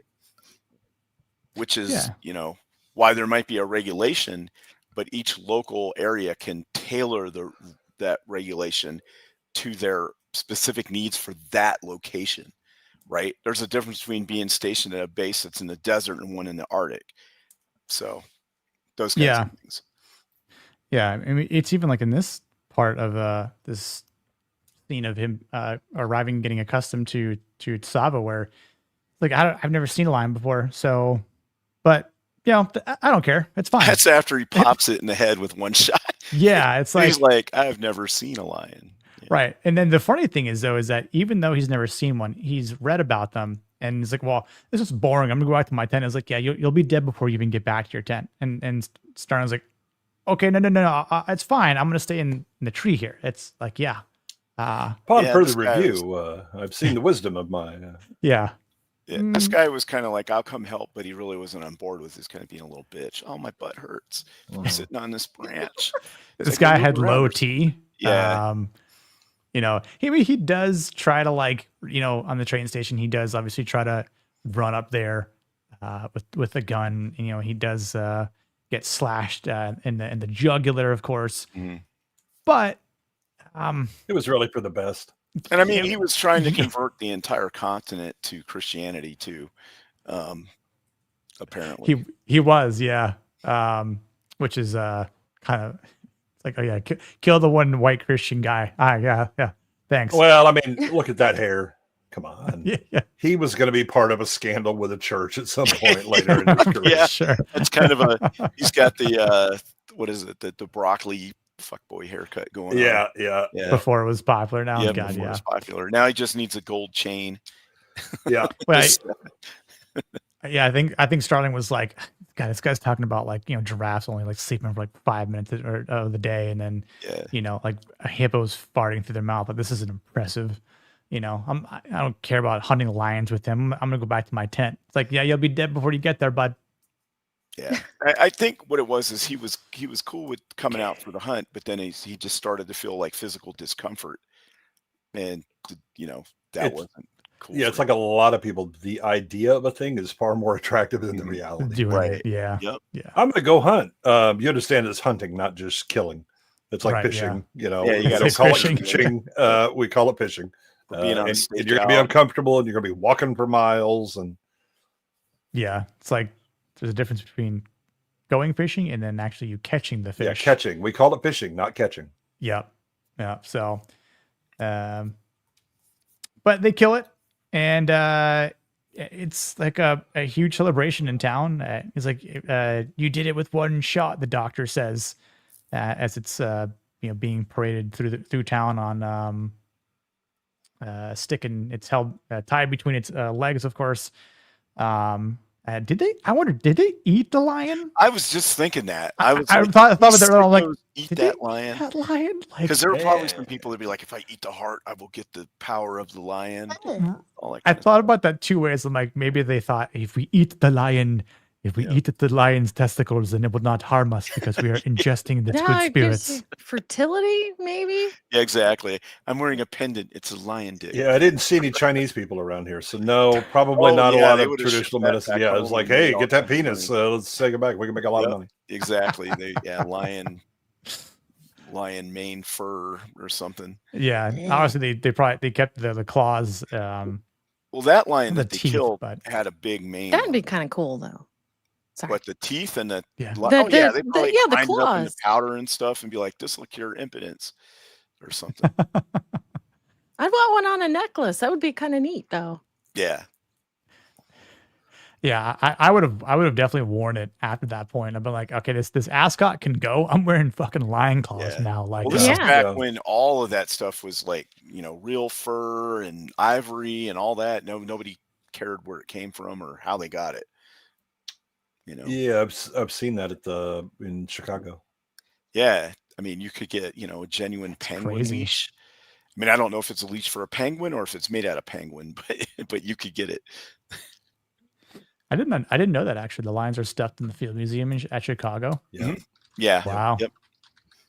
That's kind of cool. All right, now I need to Mhm. go check it out. Lions balls looking a will bit make you ratty. love long time.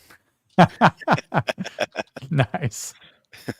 Good stuff, Soul Assassin. But you know that during the mating process or whatever, that the female lions demand to be like mated with like 200 times a day or something crazy like that. God damn. Yeah. I mean, each coupling only lasts like a couple of seconds, but yeah, it's quite a lot. Blue Mountain oysters, someone won't eat. Oh. Yeah, But will hold in their hands. Yeah, it's true. Rocky Mountain Yeah. oysters, good stuff. Yeah, Yeah. exactly. Somebody tried to trick me with that when I was a kid, and I was like, wait a second, something ain't Rugs right make here. sense. Oh hell Rugs no, make sense. I've eaten plenty of them. They're I was great. like, oysters from the Rocky Mountains. I was like, what is there, a lake or something up there? And they were like, oh yeah, just try them. And I looked at them and I was like, I don't know. I cut them open and I was like, this looks really fishy to me, and not like in a fish sense. So I was like, no, I don't want to eat it. But yeah, they're pretty good. Yeah. I mean, Patterson's walking tall now, right? He's killed a lion. It's like in his mind, he thought that, the job's done. Job's done, and so you can kind of continue on. Zug zug. Zug zug. Yeah, little Warcraft reference there. And go back to building his bridge and doing the job that Beaumont wants him to do. But and I mean, again, they make progress, right? Doing it with your hands, much like Mahaney killed a lion with his hands. Sure looks like he's had a rough time though, that's for sure. But same thing, like there's just like this mysticism here in the fields that I like, that you can kind of feel it, that he knows and understands it, and that's something that Patterson kind of is suspecting, but he doesn't obviously feel it the same way that Mahaney does, because he's not really like in touch with that part. Rossi for $2, 200. That's Vex's numbers. I don't think she's awake now. But yeah, it's interesting though for the job that they're doing, that they're again being disciplined to get it done, and they're making good progress in getting part of the bridge built. So in Patterson's mind, he's just being true to his word. Again, it is both killing a lion with one shot and then getting this bridge, into production here is just kind of making him feel like, just like this. But this is very short-lived. Again, I know it was like several weeks, right, in terms of the time span. But wait, what was that, Gemma? For the record, I'm going out of context. I might sound bad. You know what I'm saying? Like typical Jam Lemon, no consideration for his mind at all. I know what you mean, Gemma. Like what? Oh, I know aesthetically. I know what he or her Gemma means. Yeah. Like you're not actually like physically going for like you want it. Oh, I think he wants that black dude's bod. We're accepting now. It's I didn't say 2025, anything. Jamma. It's okay. fine, Jamma, but again, consider his mind. I mean, come on. It's more than just the body. I think the lion beat you to it, though. It Jamma, did. So, but okay, you clarified. Yes, I want to look like the black man looks. Well, get a turban, some beads. Yeah, are you going to do the beads too? Just make sure And they the stay. blackface? Just make sure the beads stay up top. You have to do the blackface. Come on. This could be a good Halloween costume, Gemma. And then when someone says, "Whoa, who are you supposed to be?" Just be like, "I'm Mahini from The Ghost in the Darkness." And if they try to say you're racist, like, no, it's a great movie with Val Kilmer. You should watch it. And they're like, "Oh, okay, yeah, this isn't being racist at all." Tell them how you killed a lion with your bare hands. They'll shut the hell up. Exactly. Like I once killed a lion with my bare hands, and they're like, "Wait, for real?" Like, yeah, like this. Well, you got to flex as well, so like your biceps are bulging. Make sure you're really vascular too. So it's like, no, he probably or if you have like 0.5% body fat, like this guy does, right? Yeah, it's like an anatomical model. Like Ronnie Coleman said when he was competing. No, I had 0.5% body fat, and underwater I had -2% body fat. Okay, how does that work? How do you get negative body fat percentage? But whatever. The fat just floated on the surface of the water. It wasn't even in there with me. Yeah, it actually separated from my body at that point. And I was about that his aesthetic, so I totally understand it. Something lurks though, and again, there's the courage that Samuel tells Patterson to have. See, that's badass. I'd wear the shit out of that. Oh, I would too.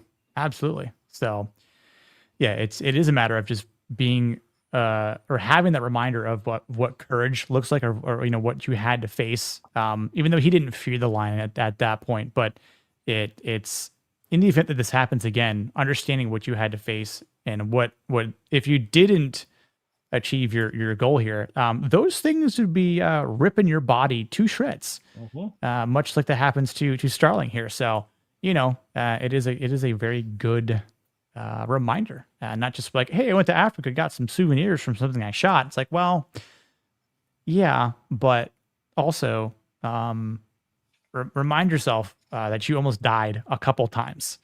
So if it was, especially if it wasn't for Remington. So, but yeah, definitely a good scene to talk about it, especially again, not so much we're trying to go in order, but just the fact that this sort of, in my opinion, isn't the most masculine scene, but it is something to keep in mind as we progress again into these consecutive line attacks, which starts at night, like that next night. It's quiet, it's silent again. Mahini's the one that gets dragged off first. The question comes into mind is no lion could do this. No lion would do this. This isn't some normal lion. Plus, we just killed a lion. So yes, there are more lions than one, but they're persistent. Okay, well, we just killed one, but that's not going to stop them from continuing to feast, to find food, to hunt, because that's what apex predators do. Unlike Badlands, which we're not going to really talk about, because that doesn't have an apex predator Yautja, it just has a pussified snowflake Yautja in it. But Angus Starling falls next, of course, in these consecutive camp attacks. And they discover, oh my God, there's 2 of them. Right, The because they rule of say 2. one of the things he says is when the next attack occurs, he's like, "That's not normal. They don't attack." He had already eaten this guy, so it'd be full. It's too Right. soon for another attack. It wouldn't be hungry yet. And that's when they start to realize there's 2, and they also start to realize that they're not doing this for food necessarily. They're killing to kill. Right. They're hunting for sport. Yeah. I mean, and the thing that really like shocks them is Mahini of all the people. What's up, Alfredo? Right. I mean, this is the guy, he's like the biggest, strongest guy in the, in camp, and has, killed the lion. And that it just grabs him and takes him and just shreds him and leaves the remains. And they're like, okay, well, it's getting him. Who the hell are we? Drink his blood. Yeah. Mm-hmm. And yeah. Night, Rio. Have a good night, dude.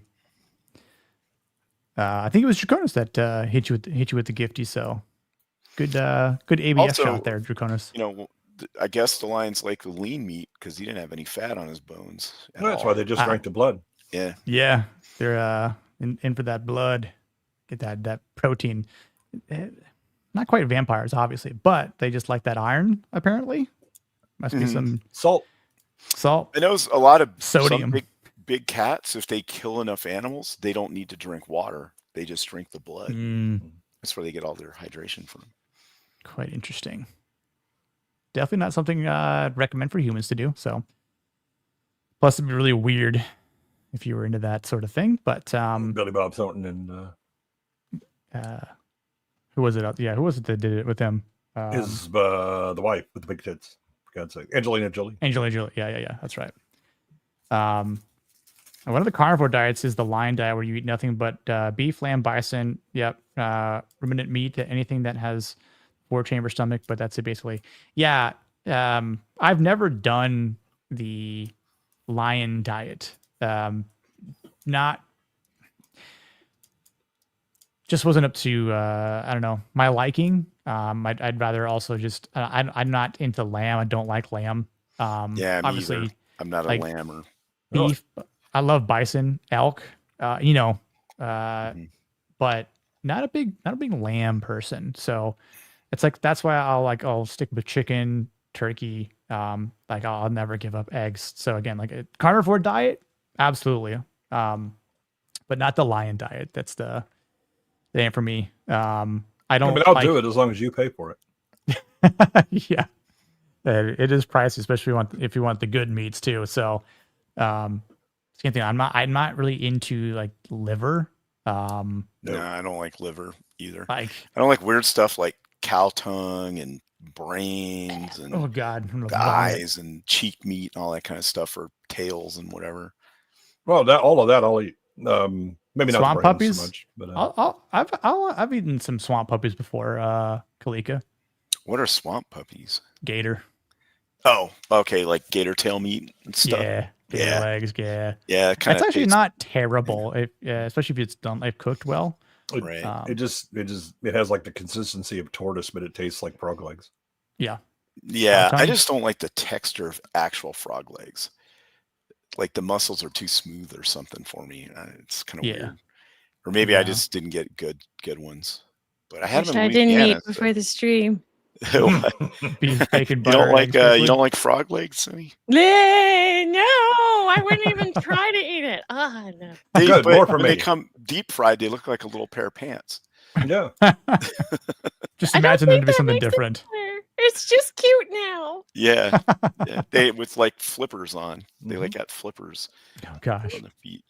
Night, love it. Hope you have a wonderful evening. Yeah, hope to see you soon. Just make sure you cut the tendons, otherwise they jump when you throw them in the frying pan. Oh gosh. What other meat delicacies have I had? I don't mind having like liver.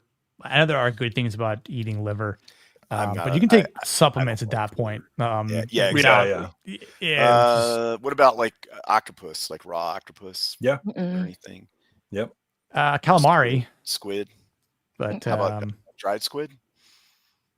It's like not, turkey, basically. It's pretty good. Yeah. Then you have the If it's fried, I'll probably eat fried it. squid or grilled squid. But they do it in Japan with teriyaki sauce. It's like a yeah, teriyaki sauce on it. It's pretty good. The octopus that you get with your sushi. I'm gonna stop telling people I'm Asian. I think I'm more white than half you people. You've never had that before? I'm allergic to seafood, so it's like Oh. it makes it a little difficult.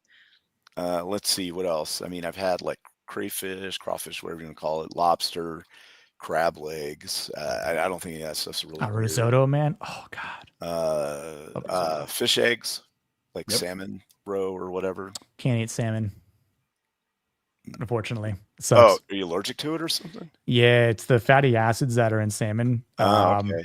Yeah. Salmon Makes me a bit nauseous and I want to vomit. Right. Even if I've had really good salmon, I went for a long time without eating it, thinking like, okay, you know what, I'll be good now. It's been a long time. Sometimes you kind of just age out of it. Yeah. But yeah. I had it maybe like 5 years ago even, and it was fine at first, and it was like really well cooked.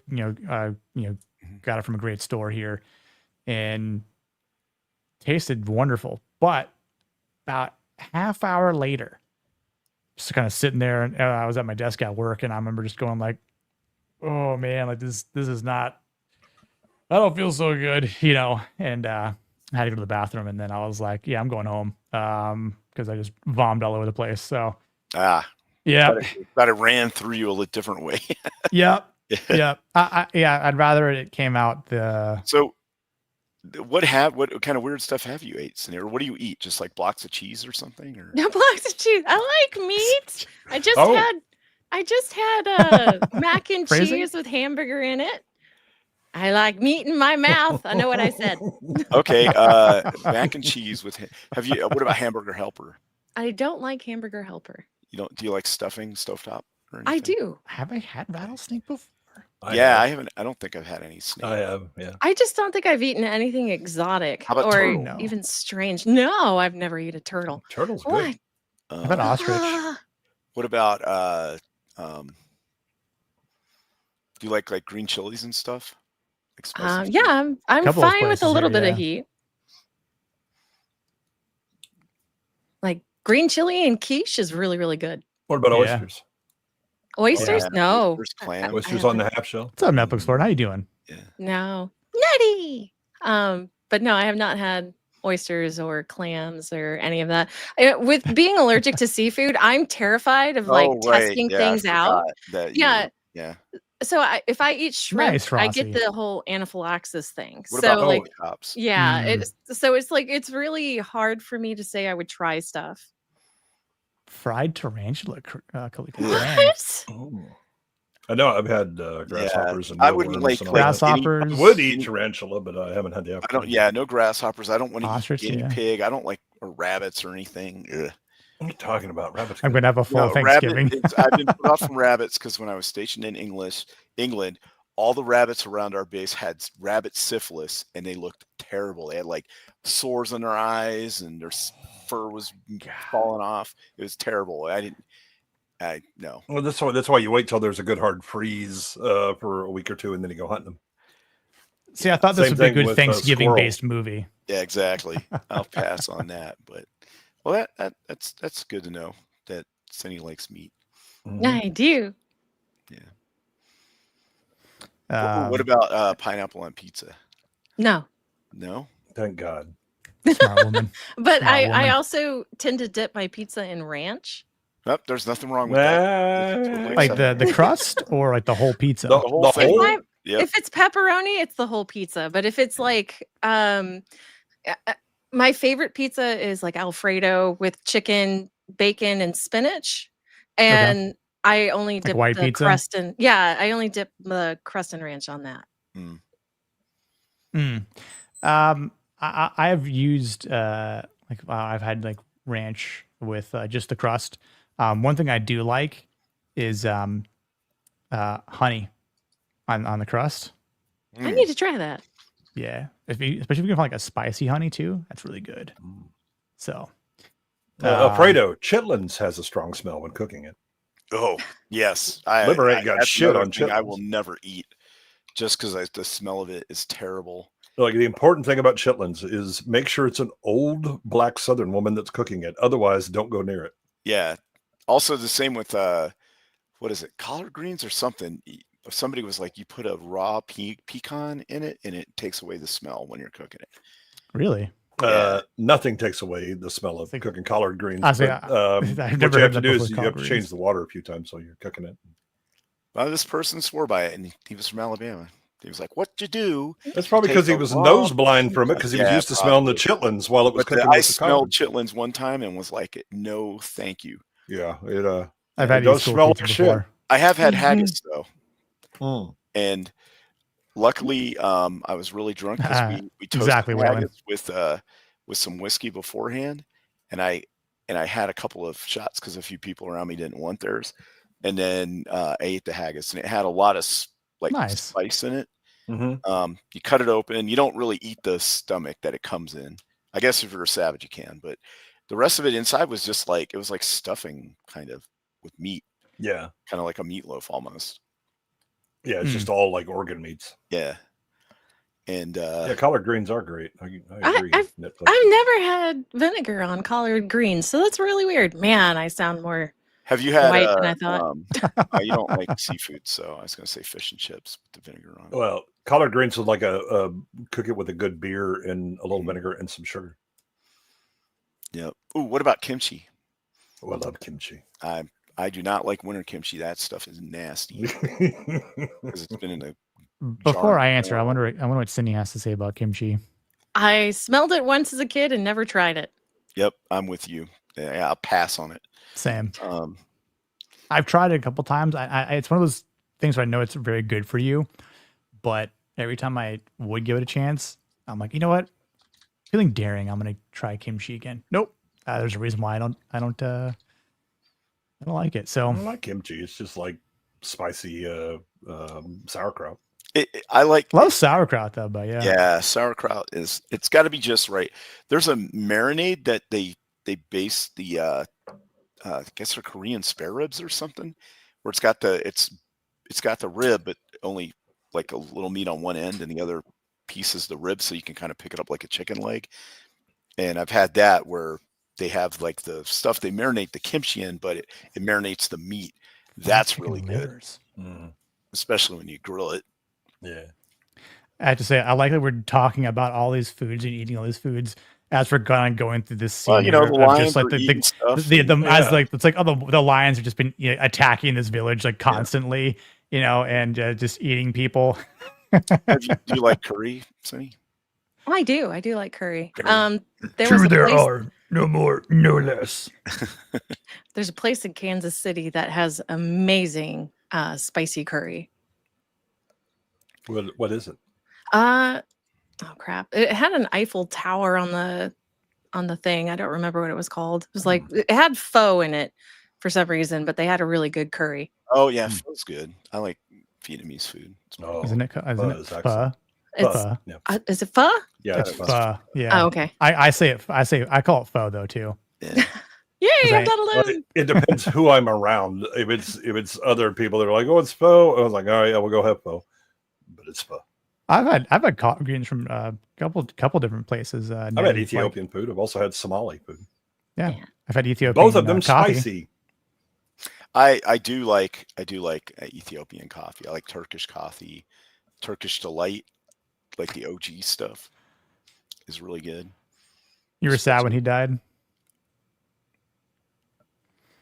This guy was all right. I knew it. It's like, I mean, I already seen It the was film. the hair. I was like, good riddance. It was one of those movies where I remember like thinking like, this is the guy that dies first. But I was wrong because Mahini died first. But still thought he was going to die. But yeah, Oh yeah. Speaking of East Asian and French cooking, there was this restaurant when I was stationed in Okinawa, and they had a thing called shrimp lao lao, and it was shrimp on a big piece of I'm trying to think of the name of the fish. It was like a big piece of white fish flesh with shrimp on top, and then cream sauce wrapped in a banana leaf, and then they steamed it. Man, that was good.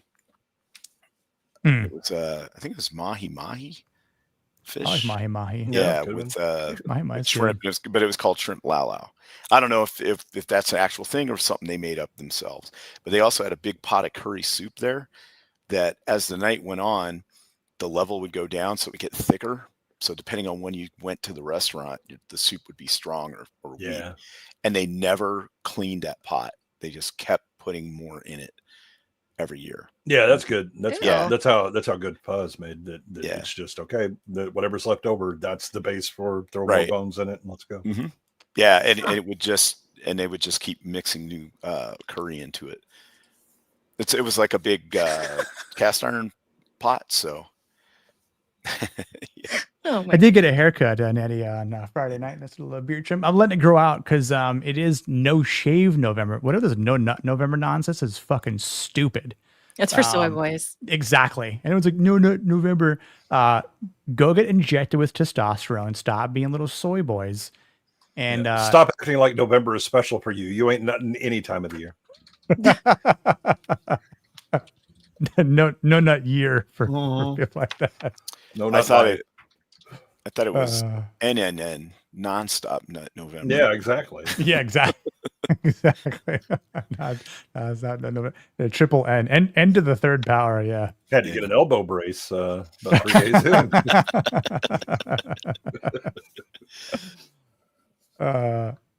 I know. I don't think I've seen anyone in that showed up to make our area of the streams. Thankfully, because I'm like I think we have intelligent people of no, hell no. I believe you get your ass kicked for something like that. What was that movie where that guy was trying to do it, and then all the people in his audience, or not his audience, but his office, heard about it, and there were like chicks in there, and they were slipping him Viagra and stuff in his drink, trying to get him to break it. And, I can't remember the name of the movie. Did it have Michael Cera in it? Wouldn't be surprised if it did. That was actually the look on my face when Shieldwall was explaining this movie. Yeah. What the hell? What the hell? You boys been in my shed again? Boy, what in the hell? Beavis and Butthead was always breaking in his shed and whacking it. Oh, 40 Days and 40 Nights with Josh Hartnett. That's it. That's the one. That makes sense. Yeah. Those two chicks in that supply closet were so hot. I'd have been like, yeah, I'm done. But he had something riding on that, though. I'm sure he rode plenty. I'd have been riding on something. Yeah. It was like a lot of money or a curse. I can't remember. Say if he didn't, that's a wasted opportunity then, apparently. But yeah. Look see at right that. here. Look at this. Gun in mouth, pull trigger, end. I'm getting nothing for Christmas. Well, yeah. Careful reaching into that stocking. Yeah. Oh, if it crinkles, go away. Run. Oh, look, somebody gave me moose. It's not cookies on cookies and cream. No, that's one way to call it. That's something about Mary. Is it hair gel? Yeah. Yeah. There's no chocolate chip cookies on the plate. It's just the one where blue pills. He zipped his junk up into the with the zipper, and then that other guy comes out and he's like, "Wait, you heard about that?" And he's like, "Oh, I only live 2 towns over." So, something like that's gonna spread far and wide. Oh hell yeah, yeah. The other thing is he was like, when I met her, and then the impression of all my friends had changed about me, and it cuts to his friend. He's like, "You're a fucking liar," when he said he got with her, and I was like, "That's about right." Because nobody believed anybody when they said they had a girlfriend or whatever back then. I don't know why he said she was from Canada. Canada, exactly. Yeah. Canadians. I don't know why this scene of this picture here just made me think of like the line looking at them going, "I'm the captain now." Yeah, exactly. I'm the this captain is after now. their dumbasses have broken the lantern, lit the whole thing on fire because it had straw in it for some reason. It's like he's just sitting there going, "You played yourselves. Remember who you are." gosh. The diamond in the rough. The diamond in the rough. I'm not sure what kind of gun he has here. It looks like it's a Howdah pistol. yeah, Double lock pistol there. It has nipples for it's percussion. Percussion, Yeah, but it's a Howdah. It's basically what you use in big game hunting. So you have your normal double-barreled rifle, but if shit gets close enough, you pull out your Howdah pistol and proceed to fire because it's essentially firing the same kinds of rounds, just shorter barrels. Aslan about to give a speech to them in the boxcar. Yeah. I'm going back to Narnia and I'm taking you with me. He arrived like a ghost that even the crowd of black workers didn't even see him. As the only kind of other white guy just appear out of thin air with a bullet to Abdullah's head, or a gun to Abdullah's head, going, "I'm the devil now." I am the devil. Yeah, he obviously brings this other type of masculinity. Has the panel watched Roar 2? I think I have. Roar. I remember like the cover for it. So who's in that movie? So you don't like cilantro either? No, it tastes like soap. Oh, I'm the only you're on one that. in Wait, my do you- family that thinks it tastes like soap. Do you have the genetics where you don't have BO? I don't That's normally stink, actually. Yeah, that's an Asian thing where there's some Asians that do not. They have genes where they don't have body odor. Huh. Like from sweating and stuff. Roar is the one that it was actually the guy who literally did have his family living with lions and stuff. And I thought that was Born Free. No. That's like a thing about like people that rehabbed it. No, Roar is literally this family. This is not the movie plot. This actually was happening. This guy and his family had lions living in their house and all that, right? And he's like, oh, whatever. And so they go to make a movie about this, and it's supposed to be like this comedy or whatever. And the filmmakers were like shitting their pants because these things like were in the legit 70s dangerous. or something? It was like 81, I think, when it came out. But I think it was actually 81. shot a couple of years prior. Right. to that. Okay. Yeah, I can't. Somebody was talking about it on one of their streams, I think. Yeah, And they were showing pictures. And yeah, it was like, wait a second. They just had like lions running around in here. Yes. Yeah, and the there were lions- times they had to like hole up because the lions were getting aggressive in the house. Yeah, I just like if you just go to IMDb and the trailer that kind of plays when you're looking at the movie, I mean, they look like giant house cats in some sections, and then like in the other sections, And then they're lions. They're like either just getting real rowdy with each other, or they're just kind of jumping up on like the humans, or like kind of running them down like playfully, as playful as a lion will run after you and kind of like gently bite your arm, but not also rip it off in the process, and then be like, "Oh, we're having fun, right, Dad?" And that's like, "Yeah, just don't rip my arm off, so I die." The problem is you don't know that they're not going to just trip the trigger because it's not like he raised them all from cubs or something. Right. That's right. The Thad That Shouldn't Be, he was talking about it on Roman's channel. We were talking about movies and stuff, and we were talking about The Prophecy. It's like a 1978 like mutated bear movie, and he brought that one up. I like cilantro too, peepers. Yeah. That's where, yeah, you're right. Now I know where it sounds familiar. Yeah, Roar is one of up. those you watch it on edge because you're like, these lions are going to lose their shit and kill somebody. Oh, I see that. That was like that one Russian guy that was always messing around with that one bear, and the bear wound up eating him. Yeah.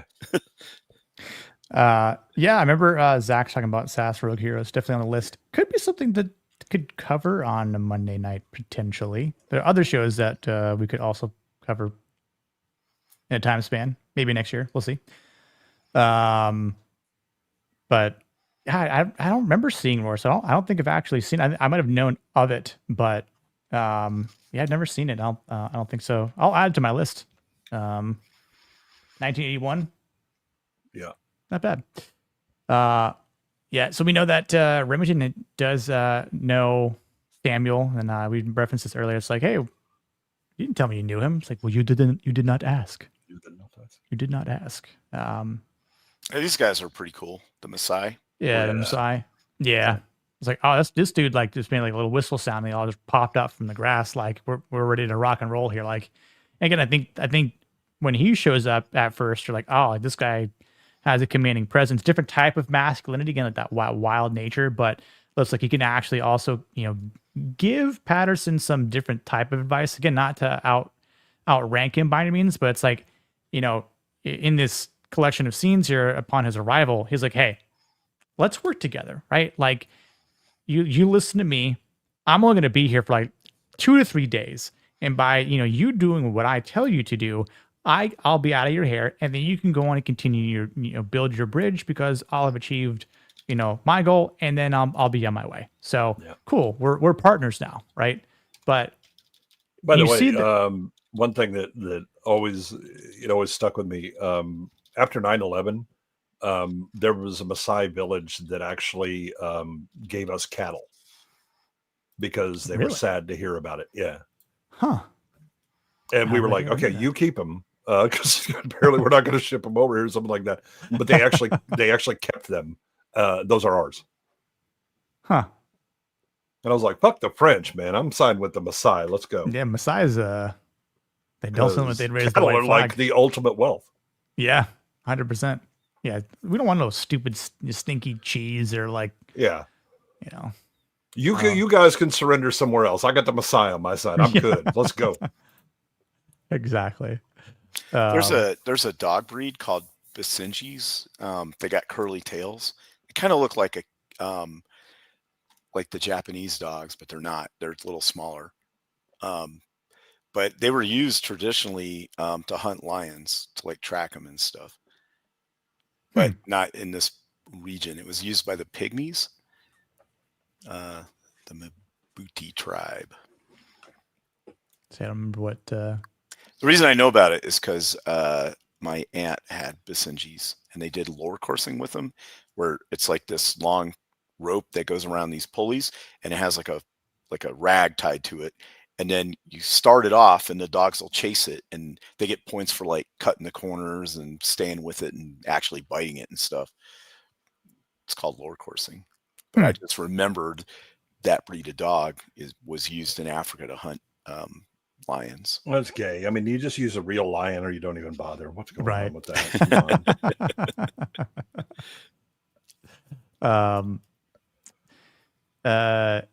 Now, Netflix, you said since Thanksgiving is coming, did the panel watch Blood Rage and know the background? That one does not. I don't think I've seen Blood Rage. I have not either. Yeah. What's this blue cheese talk in the chat? Yeah. They got talking French, and then there you go. I do like a good blue cheese. It's weird. I know I ate it for years before I figured out when I was a little kid. I was like, wait a second, this is mold. Rhodesian. Like Rafe Hastings. Yep. I gotta watch Blood Rage, as we don't know if the actress playing the mother was having a mental breakdown. She got committed for a while. Oh, interesting. What the hell is maggot cheese? Maggot cheese? How know? much for sitting eat maggot cheese? Yeah. Not enough. I don't know. 5,000 maybe. They were not prepared. What did that consist of? Yeah, I was going to say your manhood ceremony probably has something to do with your manhood. Like you put these sticks through it. Yeah, that's what you do with these sticks. Really far. Yeah, you're gonna beat it until you almost rip it off. I mean, I did that as a teenager anyway. Yeah. What are we talking about? With $10,000 worth. Yeah. Exactly. It is like you get there. For you, like, it was a manhood ritual. For me, it was a Tuesday. Yeah. Yeah. They thought I was going to be the pup, but I came there and I was the king. Yeah, exactly. Would you eat maggot cheese for $10,000 though, Cindy? What is maggot cheese? Yeah, 10K. I'd complain, but I would do it. Like, how much do you got to eat of it? That's also a good question. Like a bite, maybe. I try to make these impossible so that people won't actually pay for it. A slice? Never. Yeah, a slice. You have to weigh it out, right? But, geez. Yeah. Okay, it's very real, in which live insect larvae, maggots, are intentionally introduced, allowed to remain alive and moving inside the cheese while it's eaten. Sardinia, What? Italy. What? That's just, you let the food rotted and you're starving to death and you ate it. Like, why would you keep doing that? But then again, haggis and chitlins and all these other things were from people starving and not having enough food, and they having to eat what was left over from everything else. Yeah, I think that's how we got everything fermented.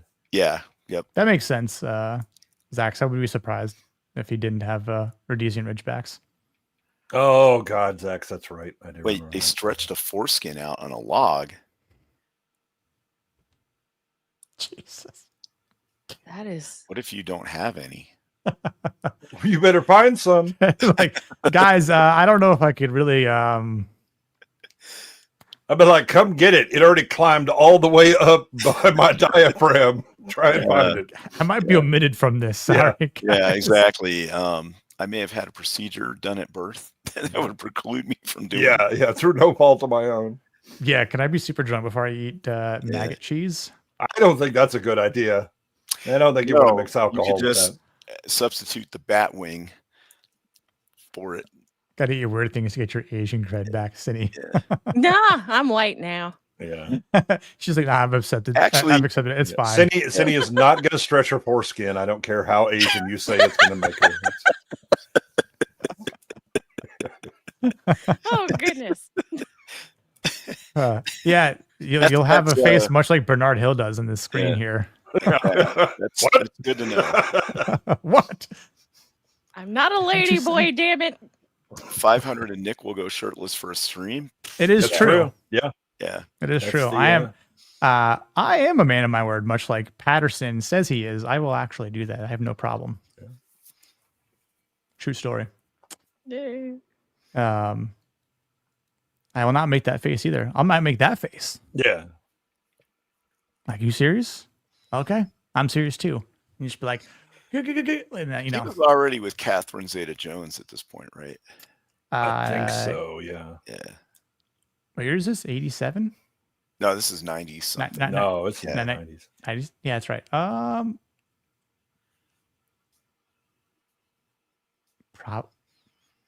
Yeah, he had to have been with Catherine Zeta-Jones at this point.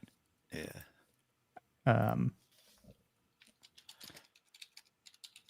I like some of these little campfire stories that they were talking about, though.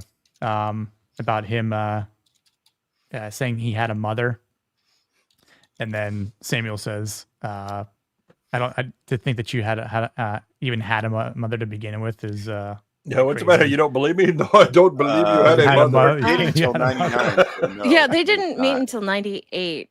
Yeah. So this is to meet. Yeah. This is before. And they started dating in 99. Gotcha. When did The Mask of Zorro come out? I don't remember. It was like 97 or 98. Late 90s, right? Yeah. Yeah. That's right. I remember we talked about it on Zach's show. Yeah, 98. Late 90s. Yeah, I think just good. Again, like these are like brotherhood moments that they can have joking around, even though they're about to get serious. Yes, I was going to bring this part up. This is like one of the realest things of masculinity in the movie that's apparent is them telling jokes and messing around and doing that kind of stuff. Yeah, and you haven't seen, like, up to this point, I don't think you've seen Samuel even smile or anything, right? He's always been like dead serious or like dead serious and all that. Yeah, then when he Mhm. gets around Remington, it's he's laughing and Yep. Yeah, I mean makes Remington spit his flask out, right? So, seems like a bit of a hard thing to do, but the fact that he's able to do it and crack a joke and laugh just shows that, Samuel has more to him than being like this wise leader or supporter here of Remington and Patterson. But same thing with David. The wisdom that he's able to sort of get in these conversations with Remington about like understanding like the severity of everything, and again talking about the hospitals and what he needs to do. We need to build a new one. Because otherwise, like you basically probably have maggots at your. It's disease ridden. It smells like shit. Not because there's Indians there, but just because of everything that's You've got blood everywhere. I mutilated. mean, There's blood. it smells like a kill.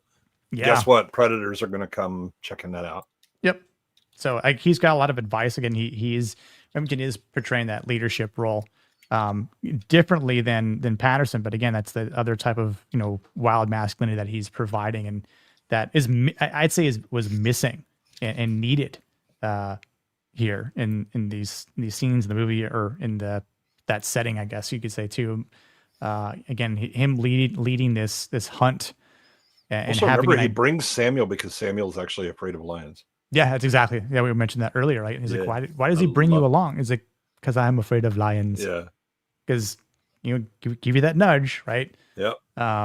If only we could just kind of nudge Nadia to not be afraid of spiders. I wonder if she would. Or movies. Or movies, right? Yeah, I mean, I you know what? To be fair, maybe that's what Chris does. Chris kind of pushes her to go see movies. Like, hey, we're going to the theater. He's the one that kind of brings her to Chris has made bad deals, though. I mean, she made him go see Badlands. Well, that was probably her decision, not his. He's probably like, I don't want to go. Yeah, but he went anyway. I'd be like, hell no, woman. Do that shit on your own. Oh, he is married to her. I mean, so. And? Yeah, and. You don't compound one mistake with another. Oh, that's true. Yeah, it'd be like, babe, you can go and see this movie by yourself, but this is gonna be dog shit. Yeah, if you think you're taking me, I'm gonna call the divorce lawyer. We're gonna solve this shit real quick. Why are we wasting our hard-earned money on this fucking movie? We know it could be good. Well, how about I kick you in the junk? That might feel good, but I doubt it. It'd be better eating those shitty jelly beans on stream. Yeah. What, Harry Potter jelly beans taste like boogers? Yeah. And stuff? That's a pass. Oh, Birdie Bots, every flavored beans. Yeah. Ooh, what about black licorice? Anybody a fan? No, hell no. No? I'd rather eat black licorice over like boogers or vomit. Yeah, exactly. Who's boogers? How about circus peanuts? Anyone. Circus peanuts are terrible. Same as candy corn. Candy corn is also a tool of Satan. Yes. I think I saw Bobby B said that he was a carny, which earlier in the chat, which interesting. I guess everyone's got a pass, right? Yeah. Candy corn is hateful. What's up, Gordy? Why y'all? What about Good. It's not. Cranberry sauce. I love candy corn. Cranberry sauce is all right. I'm not a big fan of cranberry sauce. I don't know, but I've gone and seen the lines. This depends on the fruitcake. Like the old one that came in the cellophane. That's a block. Yeah, no, I ain't buying any of that shit. Hell no. You know which one I'm talking about? Yeah, my grandma makes a fruitcake that is like similar consistency, but it's actually good. And that'll. Hickory Farms pop-up stores. Yeah, that shit that people just like give to other people. Yep. It's like, okay, I got it this year. Guess what you're getting next year? Yep. Like almonds, the one with the same one. The cheese block that had all kinds of stuff in it. Yeah, so I think Remington here, again, according to his plan, he wants to finish this in 2 or 3 days, right? But for the sake of him having this idea of flanking where the lion's den could potentially be, hunting it down, he's obviously onto something and has a good plan here with the Masani, and tells Peterson, you take the high ground, because if it comes your way, you can get a good shot on it. So it really looks like they're gonna potentially take one of them out, if not both. But hold on, slight pause here. What's more masculine, having more turkey or ham on your Thanksgiving plate? Turkey. Who cooked the turkey? It was if you get one of them desiccated dry ass, the woman cooked it for 6 hours, and you just pour gravy on it. The gravy just disappears as it tries to rehydrate Sucks it up. Yeah. No. If it's a well-cooked turkey, give me both them turkey legs. Yeah. I always take dibs being the drummer.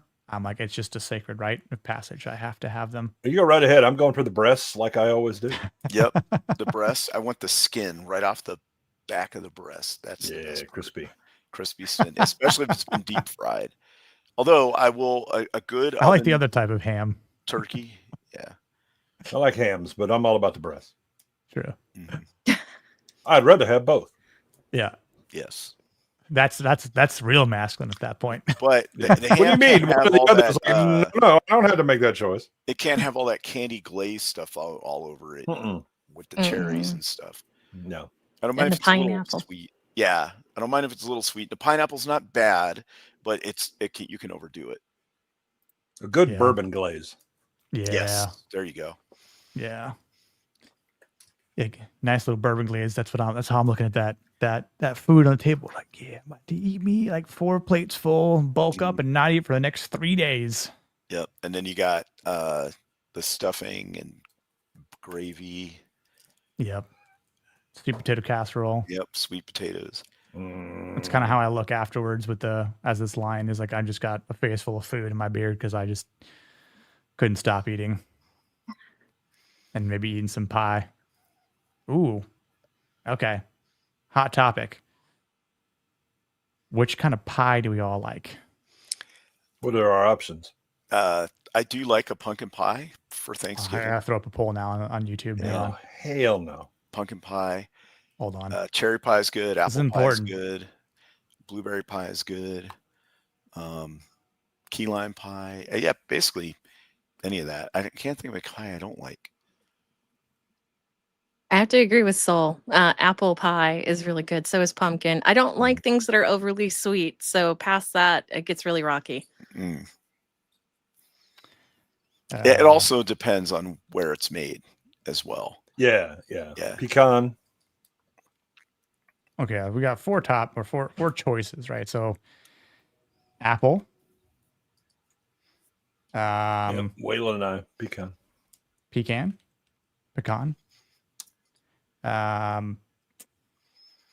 Cherry. Yeah, what's the last one we could do? Blueberry is one of my favorites. Pumpkin or blueberry? Pie. Yep. Pumpkin. Yeah, pumpkin is really good. It's a staple of Thanksgiving, I think. Yeah. Now, do you That's have because to they have, were desperate and shit was it's getting exactly. cold.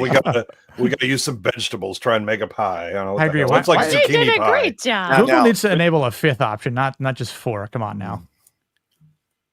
All right, polls up. Now, Jamma, pumpkin pie, does it have to have pudding in a pudding on pie it? crust ain't a pie. Stop it. I make epic chocolate pie pudding. Yeah, Yeah, you but and Bill you put Cosby. pecans in a pie, and that is not a thing you make pies with, unless you put it in the crust, right? No, it's not So- just pecans. It's not like just take pie crust and just empty the bag of pecans and then there you go. That's your Yeah, you're right. You're pecans emptying are- the jug of the sugar and the syrup thing. right? It's That's like right, molasses yes. or something in there. as opposed to going out and getting some nasty ass orange gourd and going, you know what, we'll make this work. The seeds are better. Pumpkin seeds, roasted pumpkin seeds are better than pumpkin. They are good. You're eating gourd. Where's You know potato? what, Gordy? You're delicious. That's what I'm saying. You could add sweet potato, blueberry, lemon Yeah. meringue. Like there's a Mm-hmm. lot of Yeah, lemon meringue pie is really good. I like the meringue. we're limited because of Google. Do you like nougat? Yeah. You know, like it comes in candy bars, like the nougat part. Yeah. Oh. Yeah. Um. Yeah, it's made. I Yeah. think it's made out of like whipped up almond milk or something. Jim, I ain't gonna try your pudding pie because I know you're gonna do the Bill Cosby special. You're gonna put some rupees in that shit and then Yeah. wake up, my butt hurts for some reason. What's up, Bobby? I give you the pudding pop. Put the pudding pops in the bed. You feel foreign and foreign You put the pudding pops in the beer. Yeah. Oh man. Do you like peeps, any? I do not. Too sweet, and the texture is terrible. I had a daughter that loves Peeps, and we were at my son's wedding, and we're in the hotel room, and she's these stupid Peeps out, and I walked by and I farted right next to them. I said, "And now you have poops." So this is the part of the movie where they find the one line, Right. and they kind of flush it out. the Maasai went around both sides because it's like a grove of trees in the middle of like a valley. They went around both sides, and then he's supposed to go around one and watch it because they're going to flush it towards him. He's supposed to shoot it. Well, this is the part where he goes to take the shot and his gun doesn't work. He's got no time to reload, and he's looking in the eyes of the lion, and Remington is yelling at him, shoot it. And he's just frozen, like watching it. And the lion's looking back at him. And I guess if he decided to move to like do the reload, maybe it would charge him. But then Remington shoots at it, misses a couple times, and it escapes. So this is try 2 of it not working. Yeah. And he took the gun from the doctor, and he didn't like test fire it or anything. And that's when Remington's shots. like, you took an untested weapon, into combat. You're braver than I thought. Yeah, exactly. Yeah. Also dumber. It's like, shoot her. But he can't because the damn gun ain't working correctly. Yep. This is a really interesting scene. Much like, what's up, Dominic? How you doing? I love the scene when that gun doesn't go off. In my head, the line says, "Make your best move, ass bite." Yeah. Yeah, pretty much. And it's like if he had done something else. I mean, what was he going to do at this point? If the lion charges at him, like he's a dead man. So Remington does definitely like kind of save his life here. I don't remember if he had a knife on him, but even then, like he would die in the process. But that was one thing that I was thinking about. Now I don't know if it'd be feasible or not, but you arm every person in the camp with a spear. Right. And that way, at least they have, if you got these lions like eating a dude, you got 15 other guys spearing at it, trying to keep it back. You got some reach, but I don't know if you want like the whole camp walking around armed, getting in fights and stabbing people. Yeah, I think you're going to have a higher body count than having the lions running around. And the other thing is that lion shows up and everybody else is just going to run the hell away. Right. Yep. But I mean, it's better to have a spear and run. At least maybe you can like fend it off, or you get a bunch of people together all putting spears at it. The problem is you need the first person to do it, so the others will do it. Instead, they're all going to go, well, sorry, Bob, but you get eaten. I'm going to take this opportunity to run. You don't have to be the fastest runner. You just have to be slow. Yeah, I just have to faster than the slowest runner. Outrun the slowest. Yep. Believe in the buddy system. Yeah. Remington says you got bit. Talks about what that means, which later on, Remington gets bit. A little more vigorously. Yeah, a bit harsher in this aspect. That's why I brought it up. Soul Assassin is the Maasai guys they got bows and stuff, but mainly they're armed with spears. Mm-hmm. Yeah, but they're also a different mindset, right? Well, they also that's here. Saying, guess what? I'm gonna gather all the townspeople and we're gonna give them automatic rifles, and it'll be just like a Marine platoon. No, it won't. No, it's not gonna be like that at all. What's up, Marley Red? How you doing? All this talk of marshmallows just has me thinking about s'mores. Yeah. Oh, what's that stuff called? It's like a whip that you get in a jar and you put on sandwiches. It's made out of like marshmallow whip or something. Cool Whip? No, the marshmallow cream. Yeah, it comes in a jar. Oh, Fluffernutter. Yeah, that's if you put it with Fluff peanut nutter, butter, dude. I think. Yeah, peanut butter and Fluffernutter. Fuck that! I used to just eat cans of that stuff. Do you remember the jars? I did. I mean, I would buy like big jars of it, like the Food for Less or whatever the hell near when I was in college, and I would just sit and eat them in one sitting. The dudes would be like, "How in the hell are you? Can we still see like your ribs and a 6-pack when you're eating that shit?" I don't know. I do shit. That's what I do. Yeah, well, when you're young, you can eat anything. Up until I was 25, I could have just guzzled bacon grease out of a pan and not put on any weight. What about the peanut butter and jelly in the same jar? That stuff was kind of nasty. That's communism. Yeah. Mm. It was Goobers or something. I can't remember what it's called. Yeah, here's our poor doctor when the camp massacre happens. Well, when the camp massacre happens, they're going through like 10 or 20 people. It looked They're like. just killing. Yeah. Yeah. Yeah. Killing Physician, heal thyself. It's like in the D&D group, and your healer dies, and it's like, well, okay, Things are gonna get a little dicey now. Yep. Better roll good. Hope you got some potions. Yeah. The whole new hospital goes down. Everyone panics. Dr. Hawthorne dies in the process because he tries to do something, as mentioned earlier, courageous, to be brave. Makes that sacrifice. And what's left over is from the Brotherhood. Not sure it saves anything or has any effect. Saved, but at least some people saw him trying to do something. Don't know if those people also made it out, but potentially they did, and got on a train and left the next day because they're like, yeah, we're out. Yep. Nia, hey, tell us about your Messiah manhood ceremony that you. What's up, Nia? What you doing? I haven't seen this movie since I was a kid. And yeah, we made we alluded to something earlier. Let me see if I could pull it back up really quick. About what you may or may not wear while you're streaming. Hold on. Are you talking about pants? No, we know he doesn't wear pants. Yeah, we know he doesn't wear pants.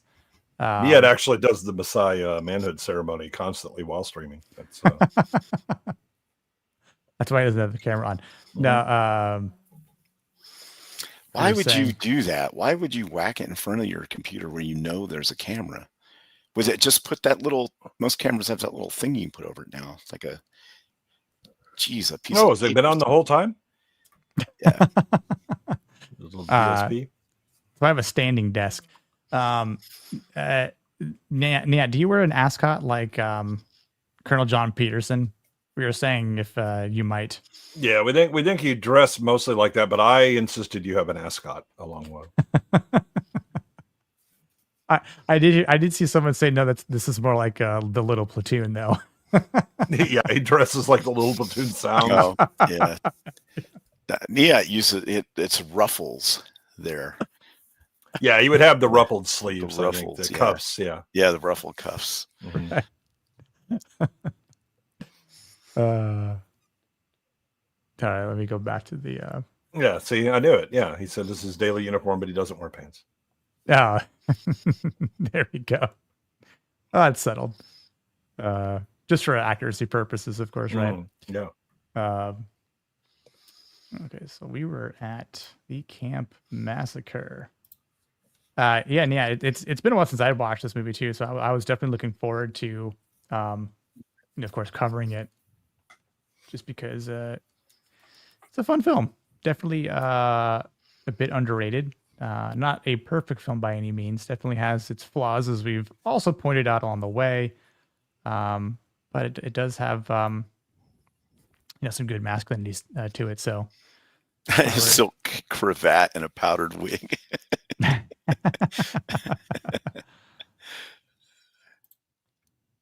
Sounds kind of metal, not gonna lie. It does.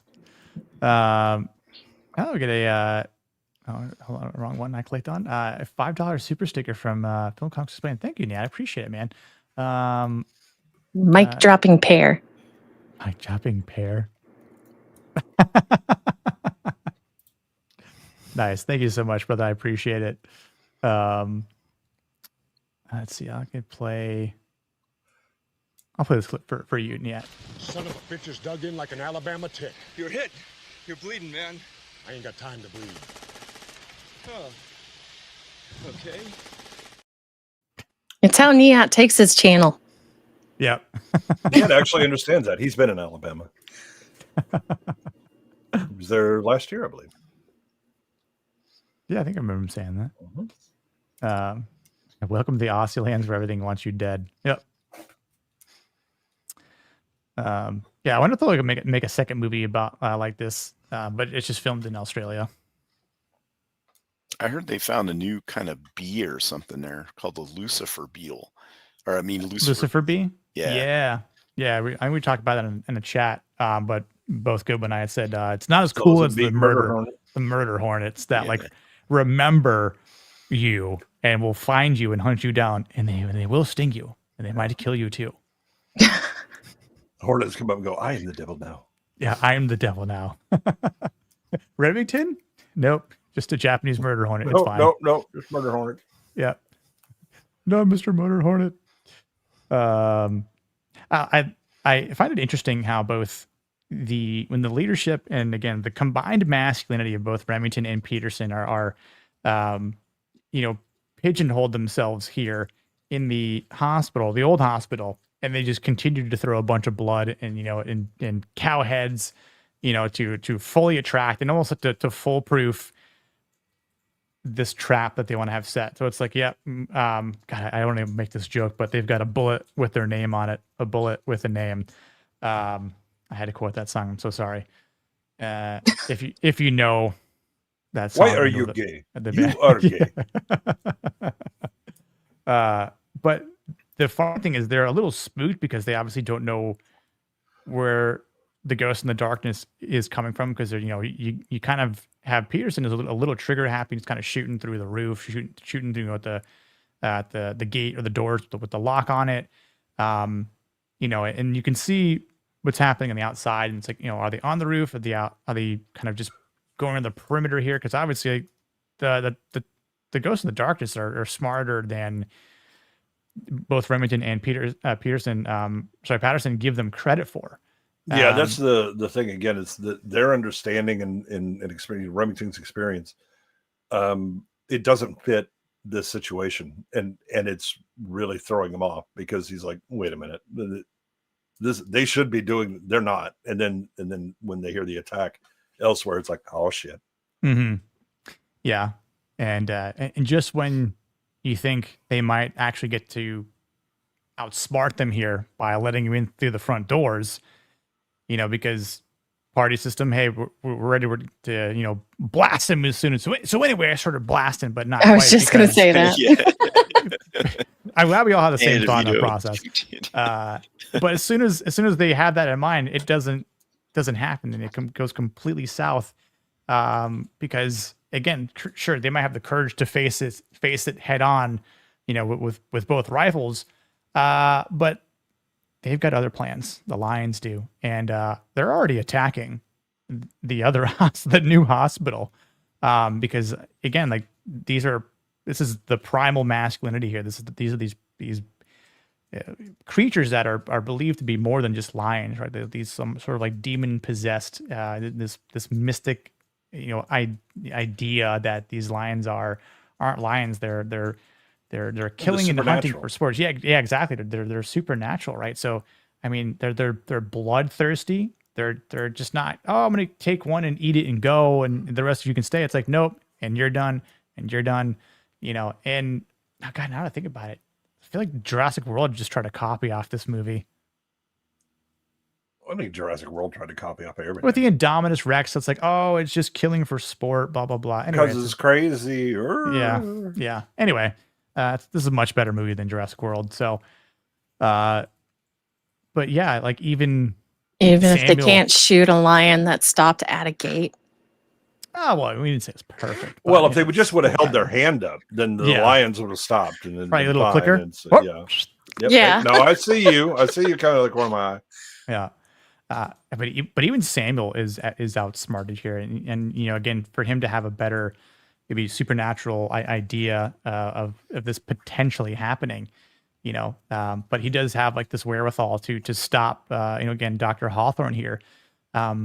But even then, I think he lets Dr. Hawthorne, I think two things. Samuel could have like fully stopped him. But also I think Samuel's more masculine than Dr. Hawthorne here. So probably could have just, taken him down. But at the same time, I think he understands what Hawthorne is trying to do or wanting to do in the process, and that's why he's just like, I let him go.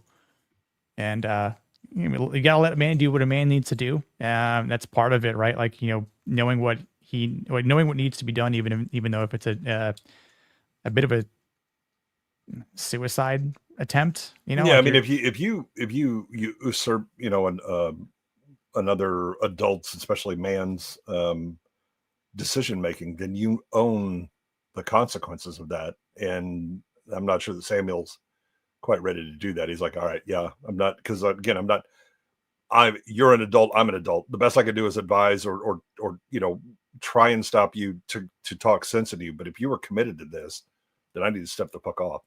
Yeah. Yeah, for sure.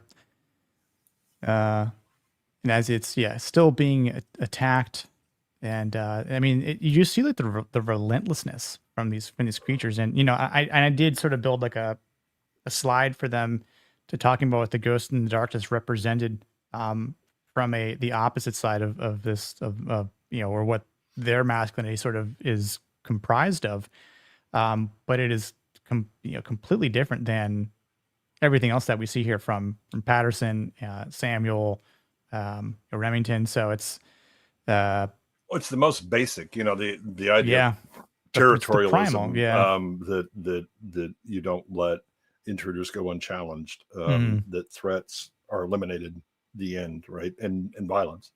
No, by the way, your food. Mm-hmm.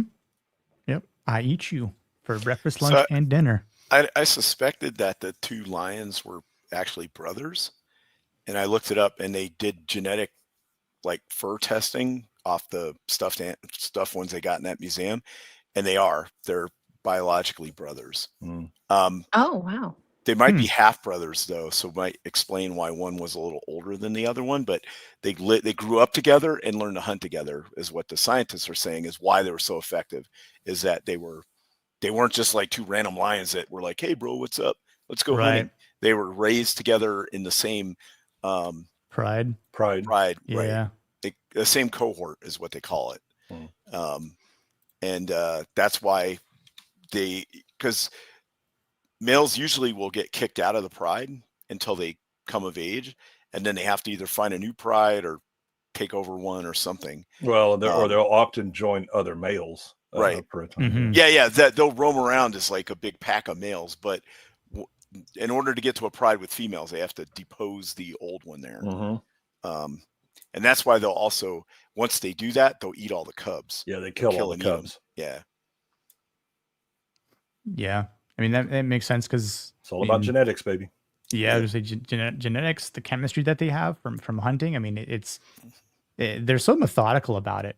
Yeah, their approach, their tactics, this natural killer strategies that they have. Like they just know how to go in, yank a dude out by their legs, and they just kill them in the process. Like it's just so fast. I mean, I'm sure people have seen those videos where at the zoo and you'll see like a rope that like a lion will be biting onto, and then you'll have someone on the other side of like the wall or whatever, but it's like through a crack or not crack, like a little hole in the wall like at a zoo, and like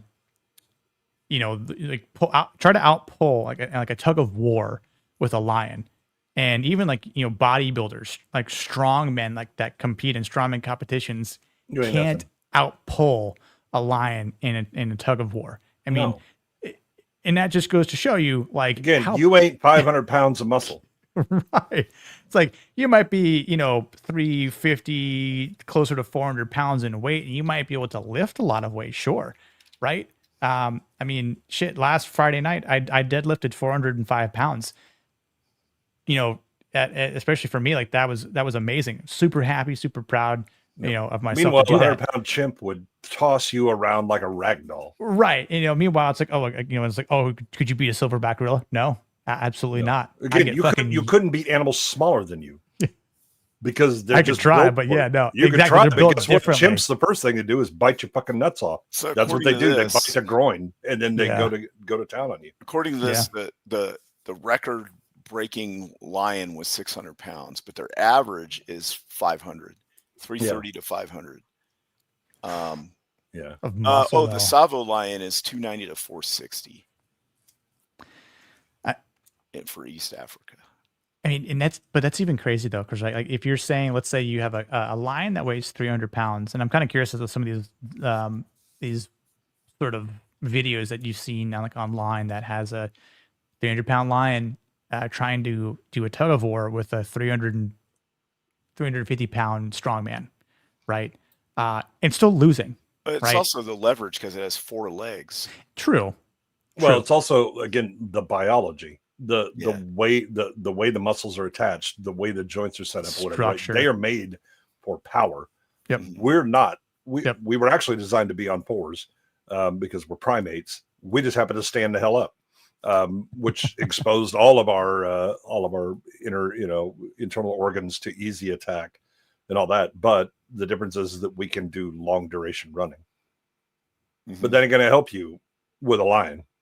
Not current It Americans, can that's damn for sure sure. take your ass down. No, but, Yeah. but historically, that was how humans were such good hunters, is that they could just outrun. Just Yeah, keep we'll the exhaust. pressure, We'll exhaust. exhaust the animal. Just keep running and running and running until it gets tired and falls down. We'll run horses to death. Yep. And then once you throw in like ranged weapons, bows and arrows, and the spears with the stick extender Atlatl. thing, the atlatl and stuff, and then you're really getting into, can take down a lot of bigger things from range. Yeah. What But is your 1v1? heritage, JMO? We're pretty shit in the animal world. Yeah, both in land and sea. Yep. So it's weird though to think about it, because obviously like we have the wherewithal and knowledge to use weapons that put us on top, but when you take those weapons away, we ain't on top anymore. We go right back into the food chain. Yep. Exactly. Yep. And this is a prime example here, that we're no different than a gazelle, except a gazelle might be able to run faster than us for a little bit until they get tired out and bit more pounced maneuverable on. too. Yeah, exactly. We don't have horns on the top of our heads to maybe potentially, we can't jump 10 feet in the air and like turn at 90-degree angles and right. Yeah. I mean, it's again, like we're talking about like big cats and hunting. Honestly, I don't think this is a tangent by any means, but like, I'll kind of watch videos on like, online and see like a jaguar, right, jumping into a river, pouncing on a croc, going straight for the jugular, and then proceeding to swim out of said river and then drag it up a tree then. Or drag it up a tree just to be like, no, this is my food. Ain't no one touching it. And meanwhile, this gator's like 10, or sorry, even a croc is like 10, 12 feet, something like that. And I'm like, the strength that they have just from their body and then their jaw, it's like, yeah, we're nothing in the scheme of things to compare to actual apex predators, right? Like, so. Well, I remember my first daughter was just toddling, and so we went to the zoo, and she's toddling around. We're in front of the mountain lions, and they're up on like these ledges or whatever, and they are just lazing around. People are walking by; they don't give a shit. When my child starts toddling by, they both locked on because she's moving like, a distressed prey animal, because she's just kind of toddling and whatever. And I am standing there, and they aren't even bothered by me. You. And I'm like, I'm 6'5", 200 pounds standing there, and they're just like, nah, bro, we'll just knock you to the side. That'll be easy. And then we go ahead and just grab that and run. And that really reset the whole, you an apex predator? Not without a gun, you ain't. Right. Yeah. You ain't pointing a rifle at me, you ain't nothing. Yeah. Yeah. And that's kind of like what this final scene here, or this final events in this third act of the movie kind of surmise in this final hunt where, Remington is glad to hear that Patterson's like, all right, let's go hunt them, right? There's still a job to be done.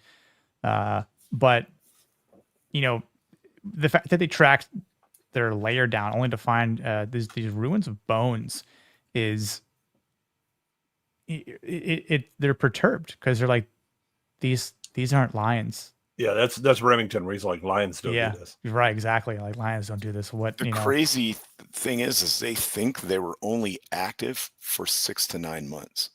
Oh, wow. Yeah. It's a lot of bodies. for 6 to 9 months. At least around the bodies. train station building area. They might have Yeah. like been roaming around eating people and stuff out there, but I mean, I think Still, what that demonstrates is these lions were gay Pokemon players trying to catch them all. Catch 'em all. That's what's going on. Gotta I catch think them that's all. Bonnie Blue. She's trying to catch all of something. Yeah. yeah. Wait, Bonnie Blue plays Pokemon? Sure, with people. Oh, okay. I was like, I don't know. I thought maybe she was like trying to go to a different route and be There like, were diseases here. I mean, so, she's been you know, Pokemon. Yeah. Pokemon. Yeah. Or Mon been But, poking you her. know, no, seriously, I thought she was like, I'm going to give it all up and be a Pokemon streamer or something. Only on Pokey. OnlyFans. Right. Yeah. I mean, doesn't that sound like though? I'm reformed.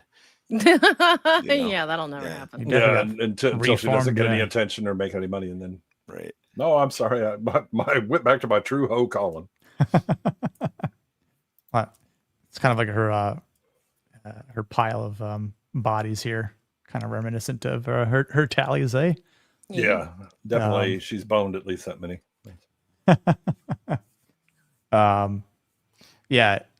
Eventually, right, Remington dies, and the workers are gone, and it's just Samuel and Patterson to stop this nightmare. And obviously he is able to confront this fear, and wins. He comes out on top, even though he is kind of on the bottom, laying down at least. But yeah, just everything that's leading up to it, right? Again, Samuel saying, "Harry, you might want to wear these because, again, this is going to remind you of the courage you're going to need to go hunt these 2 lions down." I also thought it was pretty nifty. Like, hey, let me just go light a fire, a little candle in your belt. But yeah, this is the face that Remington makes when he's just realized like that even like the masculinity that he possesses here, he's just stunned by the visuals, the reality that they're standing before. This is too much for them. I think they've no pun intended, but they've bit off a little bit more they can chew. This is also the danger of I have a lot of experience. Don't think that you've seen everything under the sun. Right, not this much, not this kind of experience. There's always going to be something out there that you'll be like, "Oops, well, I didn't see or expect that." Sorry. Let me add this to my book of experiences. I live through this, I mean, at least Patterson could. And this was something too. I was like, well, if this is part of the true story, and that's actually pretty wild to behold. Like that is a sight. I'm not sure that this was. I mean, there's rumors about like this happening. Mm-hmm. I don't know that there's ever been any proof of it actually occurring. Yeah, again, that would be pretty remarkable in any kind of terrifying way to be like, yeah, so we were trying to hunt this down, and then we came across a cave that probably had upwards of 100 different, skeletons in it, and maybe found some pieces of belongings there, maybe some sort of a local, jewelry of some kind, right? But yeah, I thought it was more than likely far-fetched and just, again, I was just thinking of over-dramatized. that. But Your average D&D party, you'd be like, search through the bones for loot, oh yeah, and gold fillings. and then meanwhile the DM's like, yes, Yeah, exactly. Yes, search through the bones. You spring a trap. And then all of a sudden it's like, a giant skeleton demon comes out of the ground. Surprise, motherfuckers. Yeah, exactly. Surprise. It makes like a bone golem or something. Yeah, exactly. And then you're like, oh shit, sick. And then this is when like the arguments in the group always happen. Like, dude, bro, you're always trying to go through something. You're so greedy. You're like, I'm a rogue. I'm gonna try and stealth through this and sell stuff. Like, all of a sudden, like, now you're gonna get someone. Now our medic's gonna die. And now we're not gonna be able to heal anyone. Now we're all gonna be sodomized here in this pile of bones. None of this is no pun. Yeah. Roll to leave the dungeon. Save versus Rod, Staves, and sodomy. Damn it. Oh, roll a 1. You find an extra pistol. This isn't gonna help me. Need to find some Astroglide. He's coming right for me. this contraption that you get scared off of. Not quite the. Yeah, my man need like a seatbelt or something. He. I thought about that too. I'm like, there should have been something to maybe anchor him on top so that he would. The whole thing was rickety as hell. I know. Also, Merry Christmas. So that I'm like, wait a second. Is this a Christmas movie? Oh no. He does say it is that time of the month. It's that time of the month. Merry Christmas. That is a line in the movie, y'all. I did not remember this part, but maybe this is a Christmas movie. I don't know. You decide. I think Die Hard is a more Christmas movie, but yeah, Die Hard is more of a Christmas movie than this is for sure. Yeah, we're definitely doing Die Hard next month. Just FYI, more of a Christmas movie. Lethal Weapon actually has Christmas songs and Christmas trees. Yes, it does. But we'll save the funny. Mr. Joshua says, "It's goddamn Christmas." Yeah, you're added to your Christmas movie list. Yeah, I mean, I think this movie it can be classified as both a December movie, and you can also watch it around the Thanksgiving time, which is why I kind of decided to do it, because again, like there's things to be thankful for, but also it's a smorgasbord of meat involved in hunting, and Thanksgiving was originally intended for the Lions were definitely enjoying Thanksgiving. It was like, look at that. Everybody brought stuffing, a dish. some white meat, mostly dark meat. Let's go, yeah. Some gravy, some nice iron, cranberry sauce. But yeah. No pie. Yeah, no pie though. No. That's why they were mad. That's why they were still killing. Yeah. Where are the women? Where are the white women at? Yeah, I love this setting though, just because the stalking of the prey, again, like the smarts that these lions have, these creatures, in characters, essentially, right? Have, even though you've got 3 humans perched up on outlooks, again, not close to another, but this vision from one of the lines, whether it's Ghost or Darkness here, isn't too far away from him, but yet because of the night of darkness itself, Patterson is not aware of his surroundings, and again, he's not meant to see in the darkness, but it just kind of, to me, shows a little bit of this area of him lacking experience, right? Because like you're saying, Goodwin, like he might not have experienced a lot. A lot of this is new for him, even though he might have some good ideas. Not quite 100% on the execution, as we've seen so far. And again, if it wasn't for Remington here, this is the second time he would have been dead, because he almost got pounced on again. So, and of course, to be spooked off and off this little perch by an owl, no less. I mean, I feel like the lion's just like, yeah, exactly. I was like, what the fuck? This is like 3 incompetencies now. You think nature is your ally? I was born in it, molded by it. Darkness. I was born in it, molded by it. Have you had your Ovaltine? Is there a thing where he talks about like strawberries or something? That was oil nuts. Yeah. You must have your fiber. Fiber is very important for your daily life. What did you have for breakfast? I do like this, a nice little comparison though between Val Kilmer's gaze and the same thing with the lion's gaze. And again, it's meant to have this compare and contrast of. Except you were looking the wrong way. Yeah, he's looking the wrong way. But one is definitely outsmarting the other, and again, as he falls down, looks like he's going to be another one to the list. Gotcha, bitch. But he didn't hit it. I don't think here. I think he missed from what I remember. And then, Remington to the rescue. Chuck puts him down. right in the face, headshot, and let's celebrate. Let's drink. Let's drink. Which is funny because they're just laughing about it. And then, I mean, we talked about this a little bit earlier. But Samuel's like, why are you guys laughing? The job's not done, and we only killed one of them. It's like, how funny it would. Well, it wouldn't have been funny, but how funny would it have been if like the other one just kind of comes up and attacks him right from the It's like, oh, you drinking? That's the perfect time. Turn her back on me. In reality, double kill. In reality, the 2 lions were killed 9 days apart. So it had time to grieve. Gotcha. Right, and then 9 days later, he was able to kill the next one. Yeah.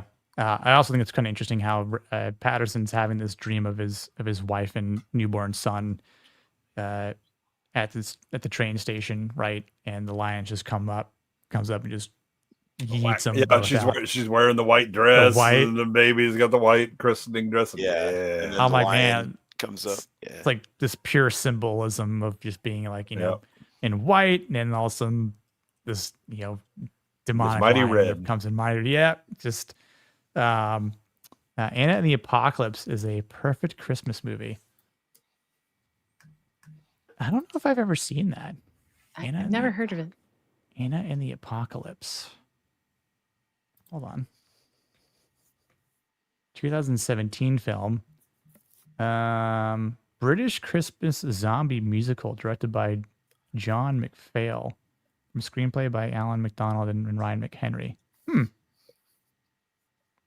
Interesting. Is it purely just a UK film? Maybe it's a zombie musical? Oh, nice. I like zombies. Interesting. How much of it is a musical though? Shaun of the Dead meets, what did it just say? Meets something or other. Yeah. It sounds like a rejected script from the producers. Exactly. They were like, okay, well, we got the zombie musical or Springtime for Hitler. Which one do we want to do? Okay, well, obviously it's springtime. Springtime for Hitler, yes. Yeah. Right. Winter for Poland and France. You can't beat a good zombie movie. I mean a good one, not a... Oh, the dream got you, Rick? I remember... the first time it got me too, but yeah. The attacks happened between March and December of 1889. So that's when people were getting all eaten up at the railroad. Gotcha. So at least it was safer. What's up, Tony? Day. Yeah, man. Tony. Be doing well, mate. Yeah, and again, as this dream is happening, it's like there was a tell that something bad actually happened. They shouldn't have been drinking, right? As we said earlier, because who knows if he drank too much, didn't actually hear Remington being ripped away from his tent. Because even if Remington was passed out drunk, I'm sure if a lion chomps down on your leg and proceeds to drag you, again, Well, was it Mahina didn't scream when he got grabbed either. Oh, they just found him later. It's because they were all drunk like moms at a brunch. Yeah, the Franzia was flowing a little too much. Yeah, they were drinking that champagne. Yeah, too drunk to yell. Yeah. Thank you for watching the songs you will sing outside the movie There's No Lie. Yeah, I mean, it is a rather unfortunate moment though, because part of the masculinity dies here, but is remembered. But I think again, it's one of those.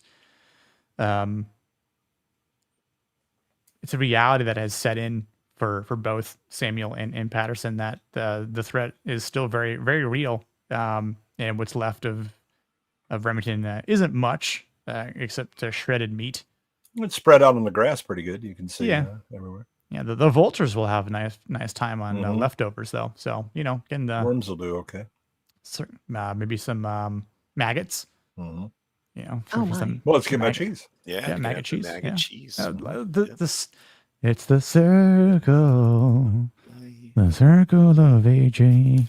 One of the other things that I probably would have tried to do was cut this brush back.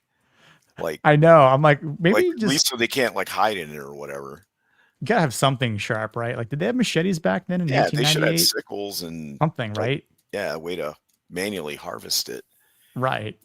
Like, yeah, because if you can clear out, again, like you use your settings to your advantage. So if you can, increase your line of sight, right? Remove the fog of war. Yeah. I love the idea. They go, you know what? Maybe we should burn this shit down. You think? Yeah. You think? Oh, now you decide. Yeah, but they're just going to burn it like right here. Yeah. And then like, what if the wind changes direction? You guys are screwed. You know what I mean? I mean, at that point, it's like, what do you care more about? Burning a little bit more of the land or finishing the railroad and the bridge and then saving? I mean, if the wind kicks up, you better be worried about your own ass burning. It's true. That's true. I mean, maybe do it when it's in the rainy season. But there again, if it's not the rainy season, it doesn't burn. Yeah. You're just going to make a lot of smoke. Yep. So, but nice little get a fire going. I like to K-pop Demon Hunters, but I think that's because I'm used to OG Disney movies. Is it because you were trying to be golden, Peepers? Oh my gosh. Sorry. Bye, guys. Good night.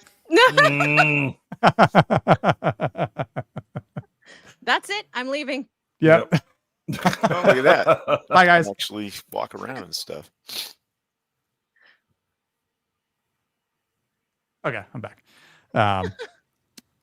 Yeah, the final stand though, where let's confront the line on the bridge, but it doesn't again quite all go to plan because of I don't know if I'd chalk this up as inexperience or just because of adrenaline, maybe some nerves, right? Again, this is like the fight or flight moment for Patterson because he's all that's left to him and Samuel. To be courageous, they're both willing to make that sacrifice if it comes down to it. So, again, this is where I think the Patterson's definitely going through the full range of aspiration here. But even here, Samuel almost takes a shot, but he decides, you're too close, man. So let me back up and keep running a little bit farther back.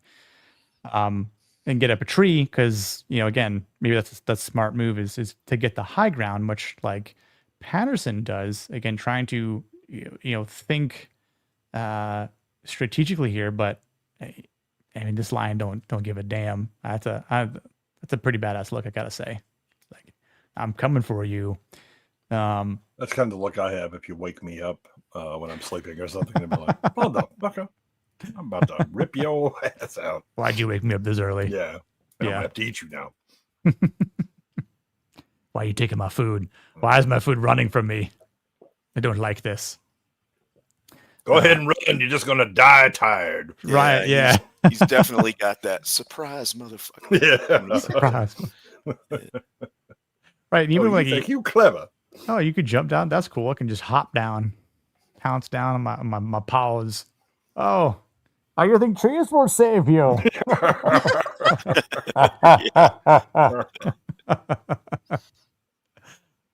I was born in the trees. I live by them. I don't know why I just thought of that stupid Prey movie. God. I don't like Jane Trachtenberg, guys. Anyway, does he have a hatchet on a string or something that he's going to throw at the lion? I got you. He is going to try and throw a gun.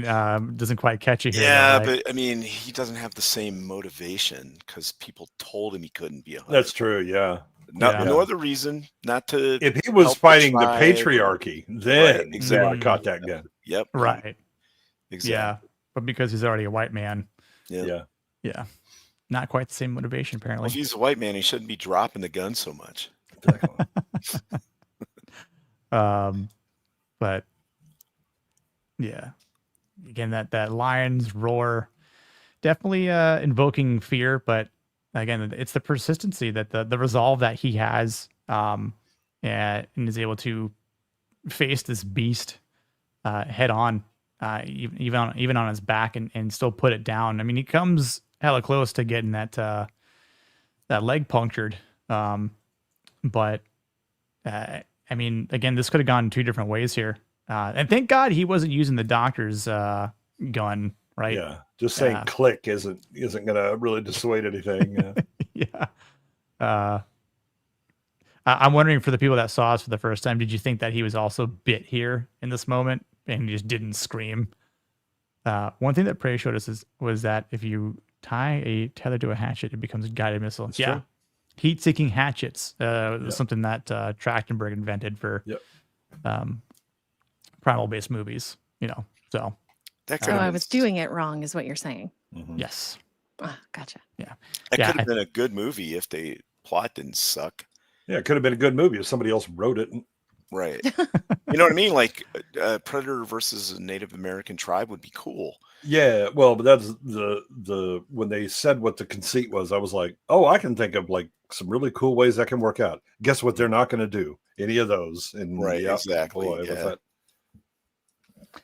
Yeah, Rick. I kind of wondered if people would think that the teeth went into his leg, because obviously it's meant to look like that, but I mean, that'd be some raw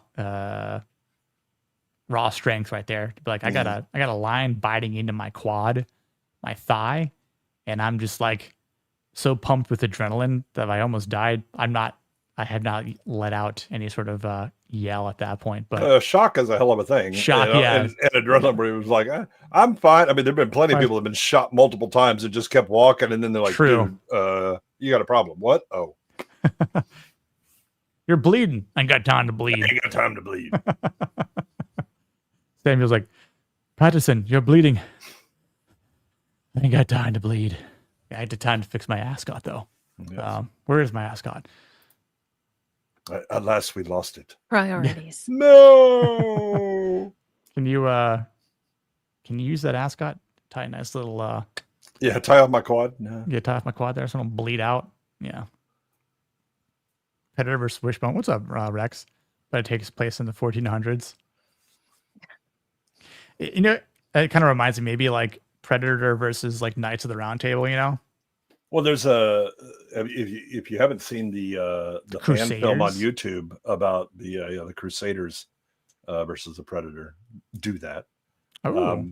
But again, that's the kind of idea. If you're going to do it, and you're going to do it back in time, then like if you're doing it against Native Americans, great. First of all, you don't have 80-pound girl be the one that actually is the key to everything. But the idea of using however people see the world at that time is how they're going to understand the Predator, and let them use like their lore and knowledge, be it mystical or whatever, that's their understanding. They then try it.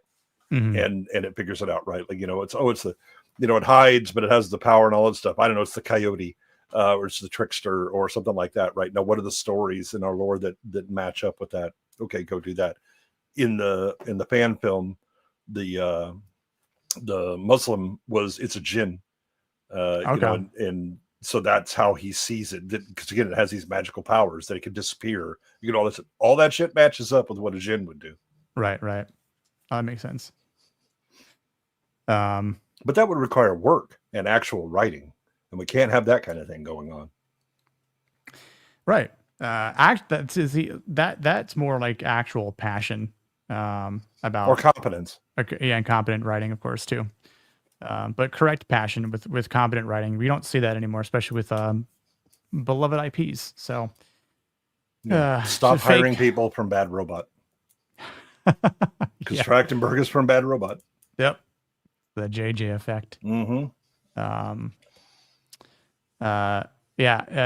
Domini, it was personal for both Patterson and the Lion. You are definitely correct. And then I think Patterson took it more personal, like Michael Jordan level personal, and which is why he succeeded. And whether it was the ghost or the darkness there at the end, Patterson won. He won it out, and this is essentially where he is able to meet his wife after this, and so. And it's safe. What's that? And it's safe. Yes, and not a dream. He has made things safe. Although he looks at the bushes. Like, I'm gonna double check because I had that dream. I hope I'm not making sure there's not another one. Yeah, I'm not at that foretelling point, the future in my dreams now.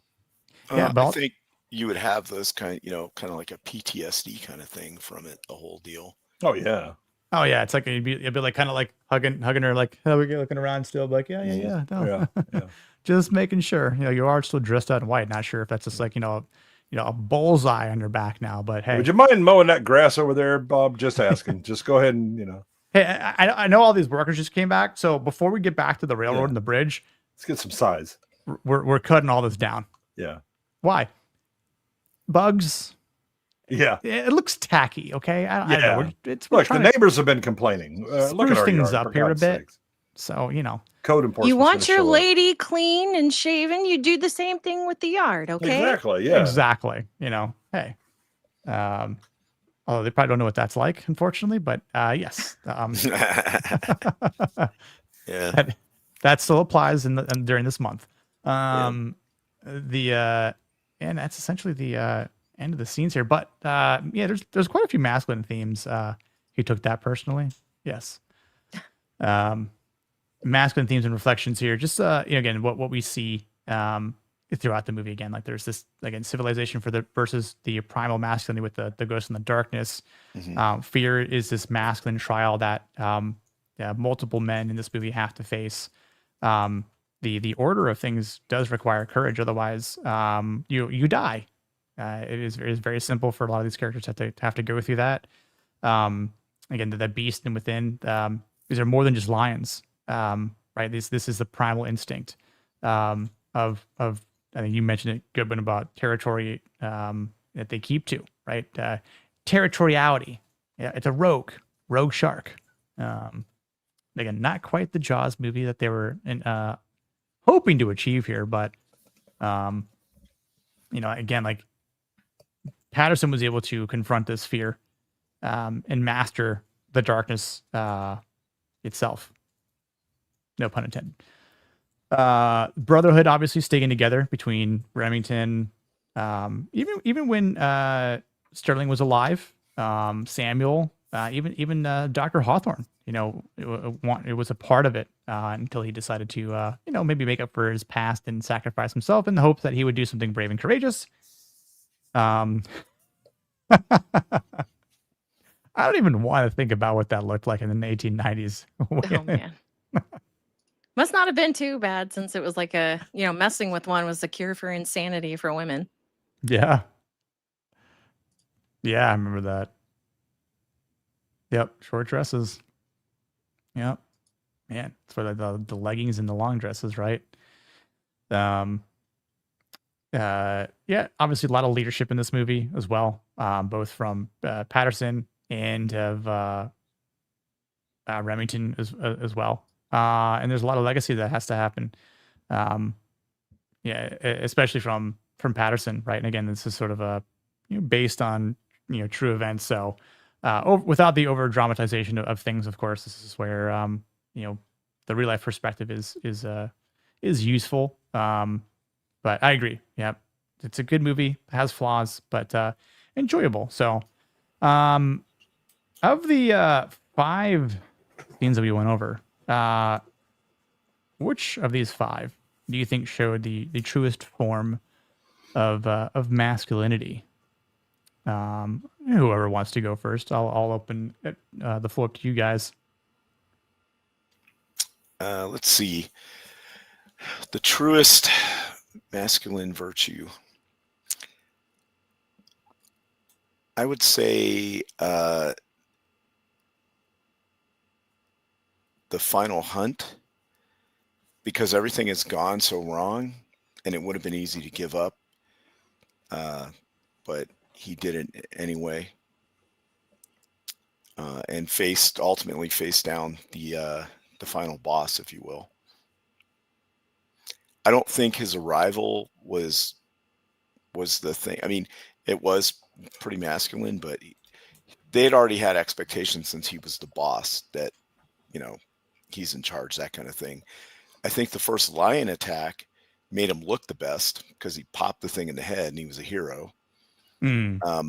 Remington's arrival, that just added to the T level at the base, right? But I don't. Right. I don't think it really challenged anything masculine. The Camp Massacre, and how do you consider, is that the part where they're like in the hospital? Yeah, when they're in the old hospital. Yeah, old The hospital. old hospital. Yeah. I mean, they prepared and did a lot of planning and stuff, but ultimately it didn't pay off. So yeah, I think the final hunt, because he actually overcomes everything and learns from his previous mistakes. Good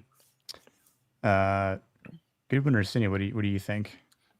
I mean, I can make some arguments for the Camp Massacre, mostly because you have the Samuel and the doctor. Like, that moment is kind of a subtle but very strong masculine moment, where it's one man trying to do the right thing, another one goes, yeah, but this isn't going to end well for you. But he was like, yeah, but I have a duty to do that, even if I'm going in there with just nothing but harsh language to try and stop these things. But those are my patients. And Samuel understands that he needs to step aside, because again, if he stops him, he then takes on all of the responsibility for that, for good or ill, to include the doctor, right? Because if the doctor decides he's going to go and shoot himself in the head out of shame for not succeeding with that, whatever, that's on Samuel.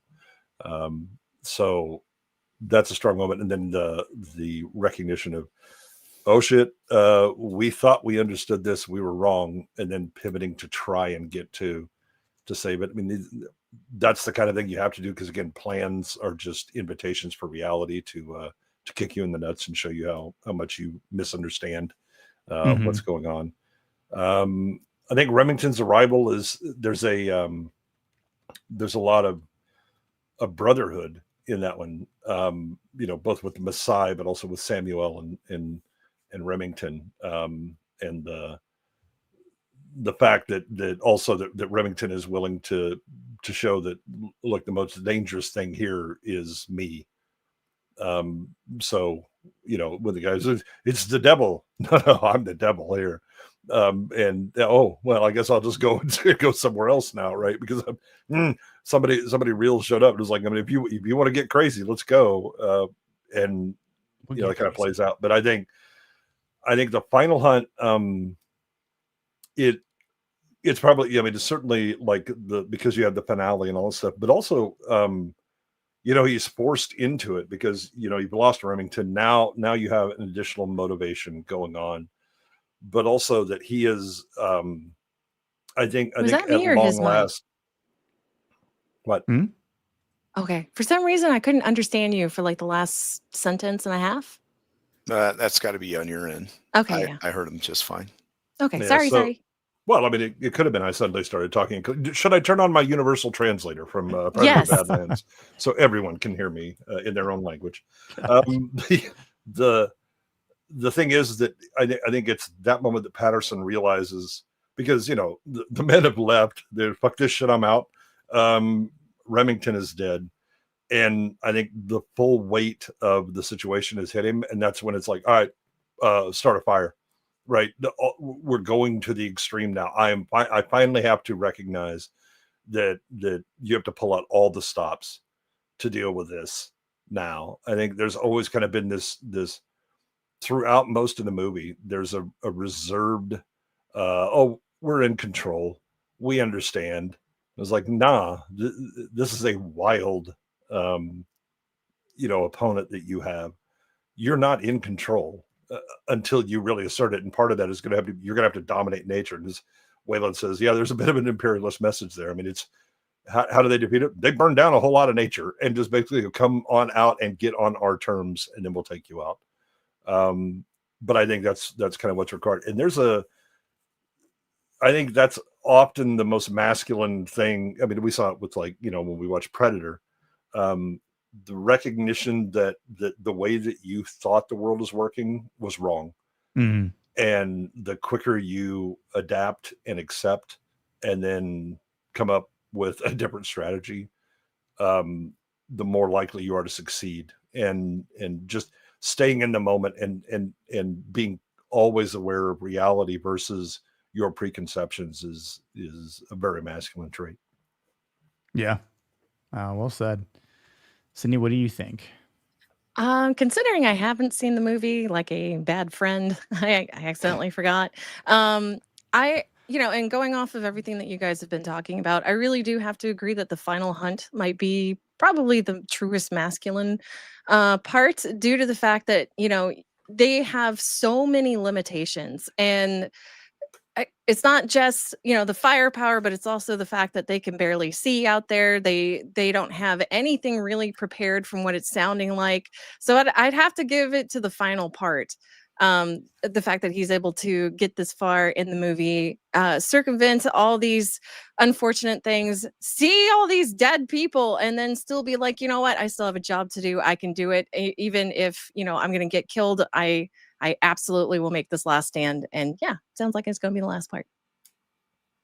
Yeah, I think again, there's a couple different cases to make where with the Remington's involvement, much as you displayed, Goodman, and I mean, same thing for the entire camp massacre of what it means. But all in all, with everything that kind of weighs in the end here, with the third act and the final hunt taking place, the reality that sets in, what both Remington and Patterson have to do and set forward, and the realization that they find face to face that this isn't just a lion, that this is way out of their experience, that this is something entirely new that they're having to combat. And again, something that is of the unknown can sometimes be make people fearful, and kind of maybe diminish any sort of courageous or brave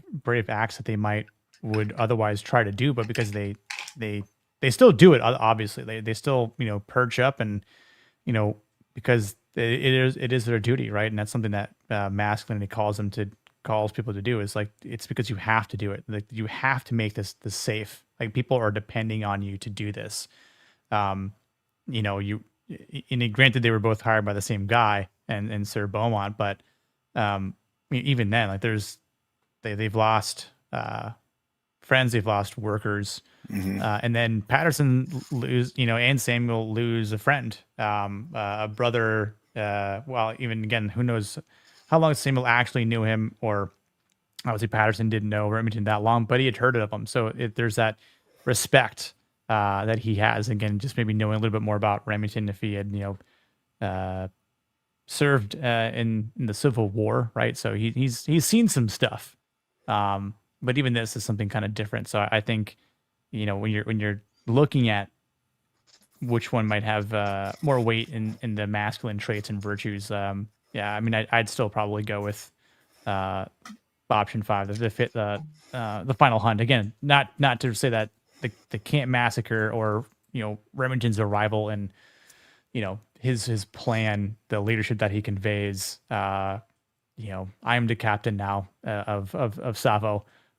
Being able to hunt down a lion and almost taking one out again, had Patterson not gotten bit there, and maybe it's Hawthorne's fault. If Patterson just would have kept his rifle, maybe one of those lions is dead, and they can get out of there sooner, get back to building that bridge and railroad, because you've already taken one out, and that prevents less death. It prevents people and the workers from fleeing. So, and not to say that was a catalyst for and a part of the downfall, but I think there is some lacking of masculine virtues, because it's like, how could you not field test a rifle?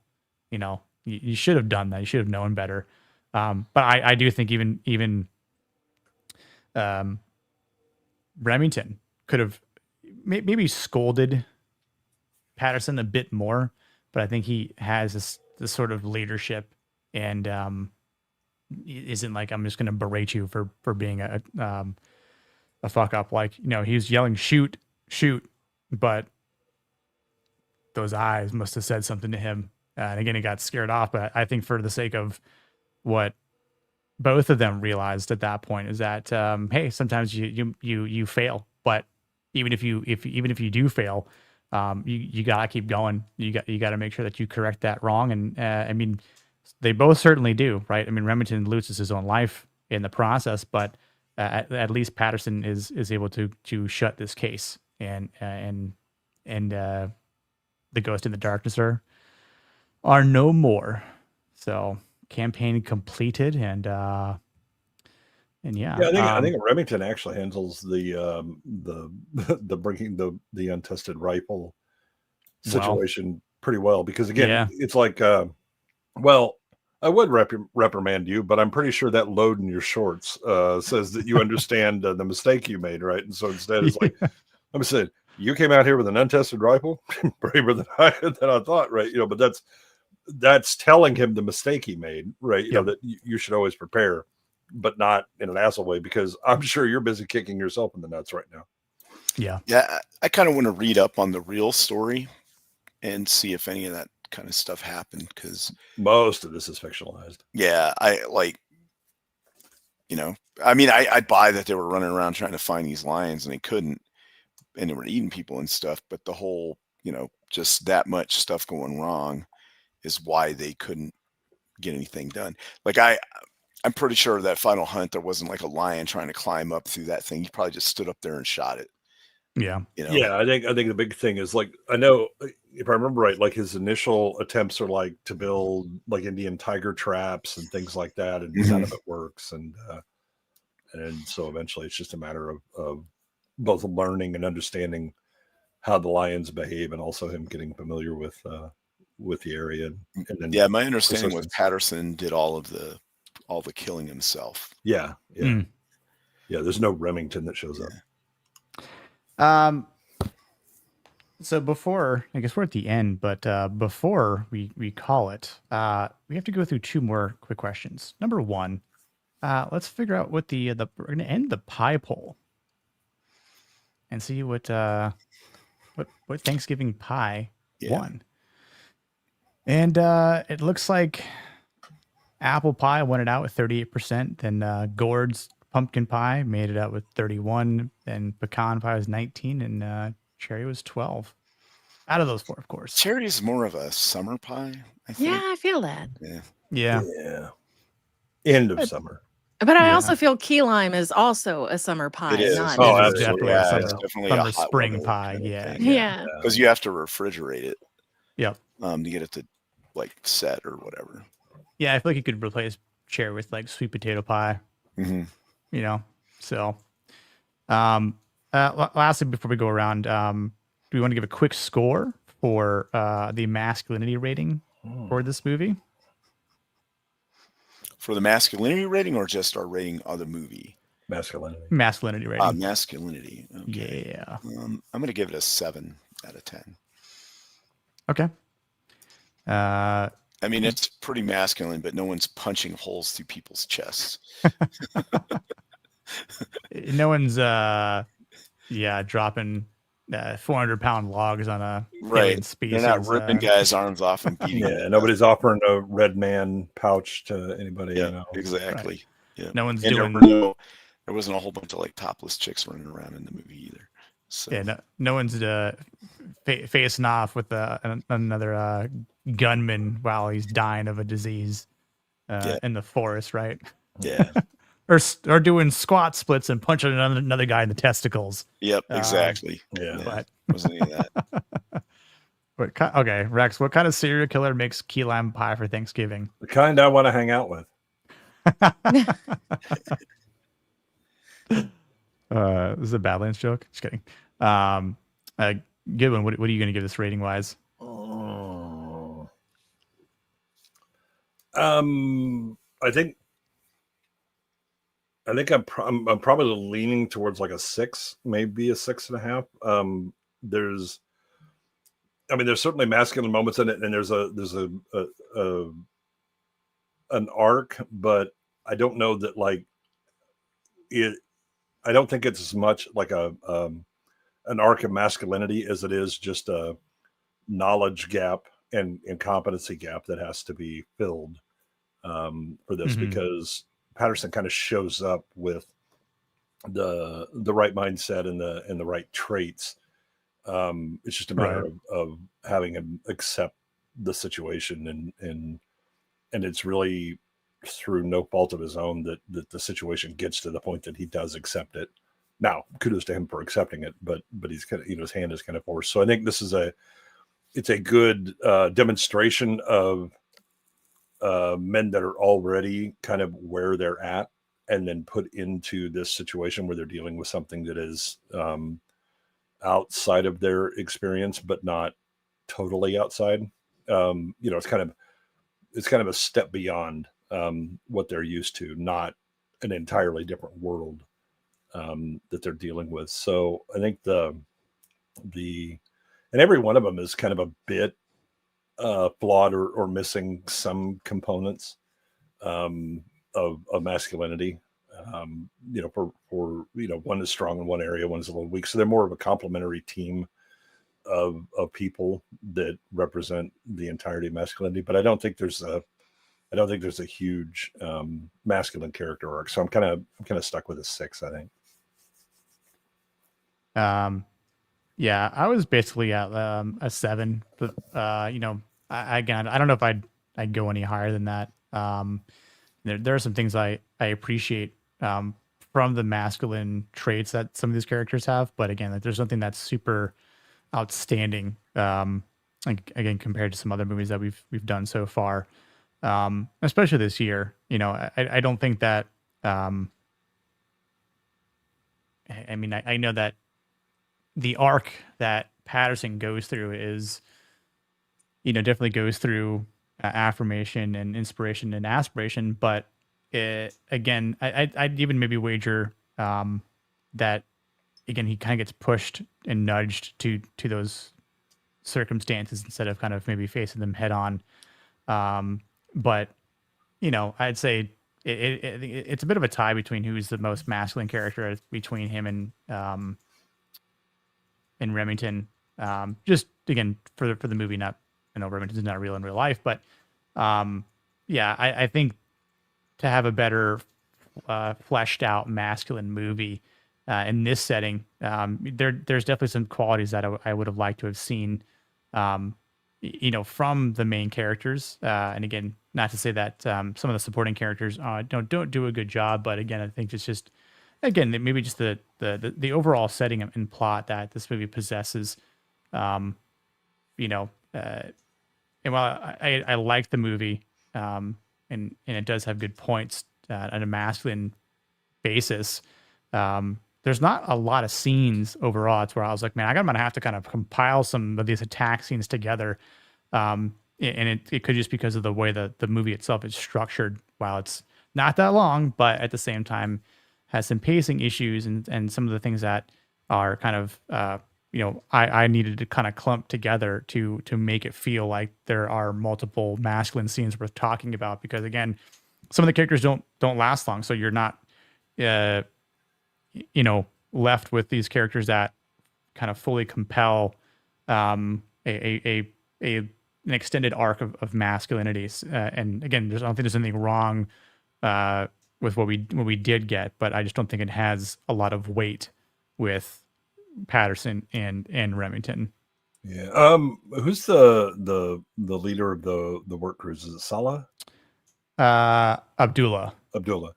Yeah. He is like secretly he is pretty masculine, right? Again, he's willing to stand up to Patterson and whoever's in charge, and is more than willing to take his men and walk because he's concerned about his men. That hey, you promised us this. Okay, I'm willing to invest in that or whatever. But then look, a bunch of us got killed or whatever. Hell no. These men have families. We go into hell elsewhere. Right. Yeah. He's supporting them. Right. Mm-hmm. See, I want peace. I want these, these are people I know or people like I congregate with. Right. And they all deserve to be safe. That are working to provide for whatever families they have or themselves. Right. But still we're in a community here. But Patterson does call their their masculinity. You're going to go home and tell your wives you couldn't hack it here, you couldn't cut it, you were too scared. And that time it worked. It wasn't until everyone else started getting eaten. We're like, okay, screw this, we're out. Right, because again, it's you're going to call us out once, and I'm gonna take care of this lion and this and that, whatever. Oh, okay, and then no, you don't. Fuck you. Right. Exactly. And I know that Wayland was talking a little while back about the whole, like some people might say it's a white savior thing and they're colonists and all this, but hey, nothing stopped any of those black or Arab people from trying to kill that lion. Right. Yeah. Nobody was like, hey, you can't do it. Only us. We're the only ones. So anybody at any time could have tried to kill that thing. Yeah, I agree. Steve, before you have to go, what would you give this on a scale? Unfortunately, I haven't seen the movie. That is my Based fault. on what you've heard, though. Based on what I've heard, it sounds like it's a solid 7 that I really need to check this movie out and, get on to that. Do what women do. Based on the hottest character in the movie. 10 for Val Kilmer. Yeah, Easy. 10 for Val Kilmer. Yeah. I mean, that's basically how Trudeau got voted in, right? That's fair. And probably Ma'am Donnie. Yeah, Gemma's definitely voting for Mahina as hottest man because he's after his bond. That's true. Yeah, the black dude. Okay, we're gonna rate into you here, Schuller. So I appreciate you for joining. And then yes, when you have a chance, definitely watch the movie. For anyone, for that matter. I know Leon said that he hadn't watched either, so I said, hey man, you should definitely watch this movie. And I'm glad there's been people here in the chat that in viewing that have not watched this movie. It's definitely worth watching at least once. And if you feel compelled to, if you're looking for another Christmas movie, I mean, maybe, or a Thanksgiving, movie could chop This it up there, explains too. why my family watched it during Christmas one year and I was just not into it. Really? Yeah. I was really young though, so It should have had it at Thanksgiving, so everybody's appetites could get worked up. Yeah, I mean, we do have a lot of food, so like whenever we celebrate together, so yeah, it was still there. Okay, all right. Yeah, I appreciate you joining, and we'll see you here soon. I guess we're gonna raid right into her momentarily here. So Thank you for having me, despite my mess up. But I do really, really appreciate it. It was great having you on. We learned all about all the foods you can't eat. Yeah, stuff. And provided some insights Then you to can the other essentially characters. eat dry white toast. That's what No, for real insights to other characters. It's Butter always and good to have that cinnamon. female perspective. Oh well, getting crazy now. There you go. Spicy. Hey, I'm not British. I believe in spices. Why do you think the British built their empire? They were desperately looking for better food than what they had at home. Yes, all they had was boiled meat. Yeah, and they had to go elsewhere to get it. But yeah, I didn't mean to cut you off, Shieldwell. But yeah, thank you. It is nice actually getting to talk to all you guys. And yeah, I had a good time. Thank you for having me. Of course, anytime. But you guys take care. Have a good one, cuties. I'll see y'all later. Later, Bye. Cindy. Yes, we're gonna wrap up here. Shieldwell, you want to tell the fine folks that are watching where they can find you and what you got going on this week? I don't have a channel or anything. I'm only on X. But tomorrow I'll be on Jacob Ironside's channel. We'll be going over Star Trek Deep Space Nine, parts of the Dominion War. We'll be doing 3 episodes there. And then on Thursday, I will be on Roman of the Empire's channel. I can't remember what we're doing. We're doing some kind of movie stuff or something. So 5 Pacific for that. Show. It's always a good show. Both of them are. They're great. Yeah, tune in for that. And thanks for having me on. This is a blast. I was on last Monday and this Monday. Hopefully sometime in the future I'll have another opening and I can join you again. But this is I love the format.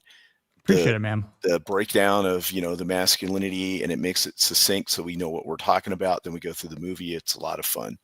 And it's always good being on here with Emperor Goodwin and the other guys. I wish some of them could have been here. And Cindy, of course, it's always great. So Yeah, I had a couple of people that were supposed to be here but couldn't make it. So, yeah. but no, I appreciate you joining, man. Always a blast to have you on. So, yeah, definitely, we'll definitely have you back on for sure. So, you can count on that. And then I appreciate your comments and opinions about the new format. So, Yeah. I'm definitely liking it. Yeah, I like it a lot. Definitely improving on a week-to-week basis ever since the Predator shindig. I mean, hey, just hitting live, just going actually live and not having a monologue off screen is a great start. So, Yeah. Well, I'm like, hey, it can only get better. It can only get better. Yeah. Yep. Gilbert, what you got going on this week? Let's see. Tomorrow I'll be on Treb Retro's channel where we discuss Predator. Yay! Okay. Anything to get Badlands the fuck out of my head. Right. I'm happy for that. Then Wednesday, I'm guessing Zach's will be we're having his verses. Hopefully, I can make that one. Yeah. I've had some issues that have impeded my attendance for those, but God help me, I can't imagine how that's going to go as we start doing the year by year votes. And then we got Niats for on Friday for Gladiator. Ooh, very nice, very nice. The OG Gladiator. Or Yeah, that new one. There's only one Gladiator movie stuff. Oh, okay. I do recall when that was announced last night, and Vex sighed when it was announced. She doesn't like the movie. She's not a fan, yeah. And yeah, it's just like, wait, what's wrong? You don't like Gladiator? She's like, it's late and I'm unfiltered. It's past my bedtime. It's just, I don't know. I don't like it, you know. So I don't know if she's gonna be there or not, but it should be a good time regardless on Niat's stream on Friday night. Oh, so I'd say I don't know if I'll be there for that, but for me, you can find me here tomorrow night at 9 p.m. Eastern to talk about the Terminalist Dark Wolf episode 6. We got 2 more for that, and then we're moving on to who knows what. It was a great show. Landman started up again. Yeah, so I am covering Landman. I will be making videos, weekly videos for that. Yes, I know. I'm making videos again. Oh my God. Oh my God, he's making videos again. So I miss making videos as much as I really enjoy streaming a lot. I do miss making videos.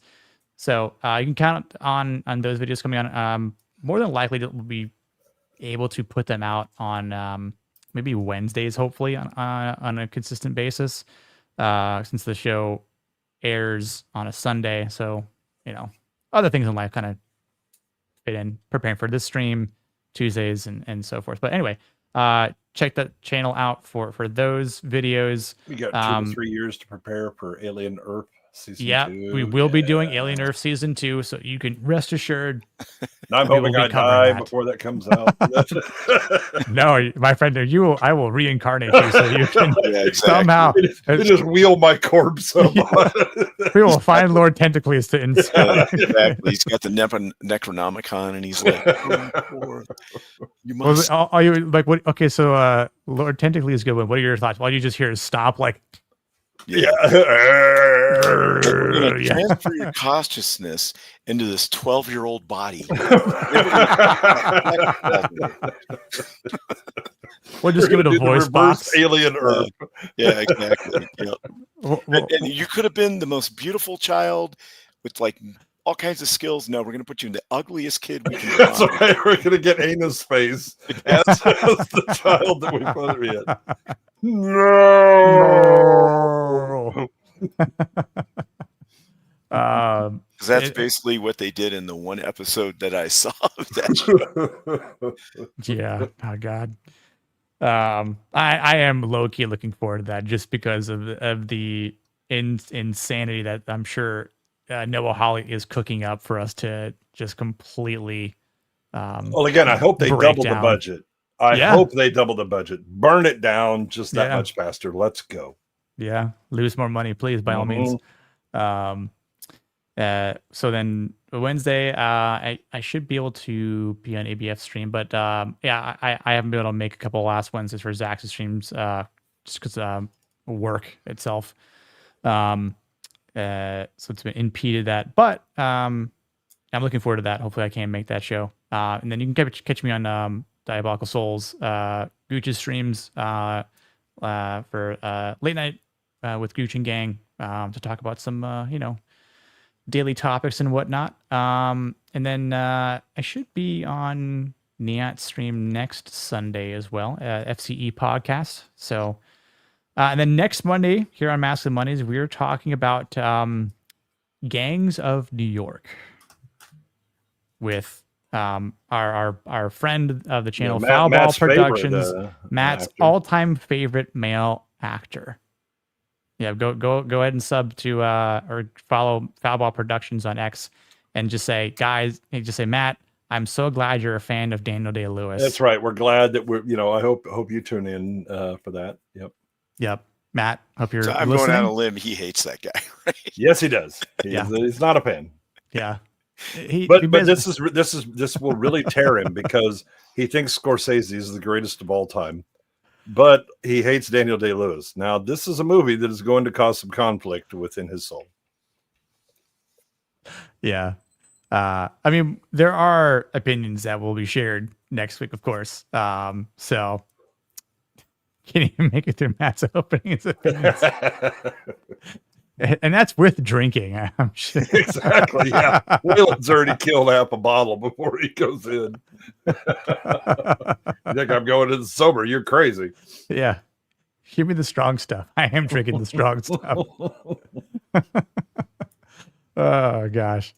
Yeah, good times. But yeah, that'll do it for tonight. I know we started just a little bit late.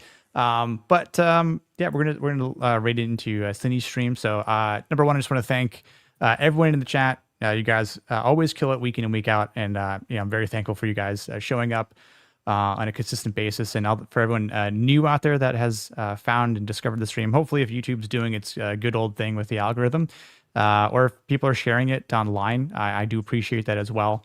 And yeah, this is a great thing that we're doing here, and I do appreciate people talking more about masculinity in cinema. And even though we might rate things that don't have a high masculinity rating, there are still good talking points to be made, good conversations to be had. And again, that it is all about creating these awarenesses. And again, a movie like this is far better than a lot of movies that have come out in the last 5 years. And it's hard to figure out what the best movie of the year is, or there might be less than a handful that we could say that compete for good movies. Where I think of old movies like this would still be better than what we've been getting lately, especially on a masculinity rating. So, and obviously, I thank my panel here, Cindy and Shieldwall, when you guys always bring it, week in, week out whenever you guys are on. So I do appreciate you guys for all that you do to contribute to these streams, and always have a blast here with you guys. So, yeah, we'll raid into Sydney. So, I'll play a little clip, and we'll see you guys next week. Cheers, everyone. What's the matter? The CIA got you pushing too many pencils? Huh? Had enough? Make it easy on yourself, Dutch.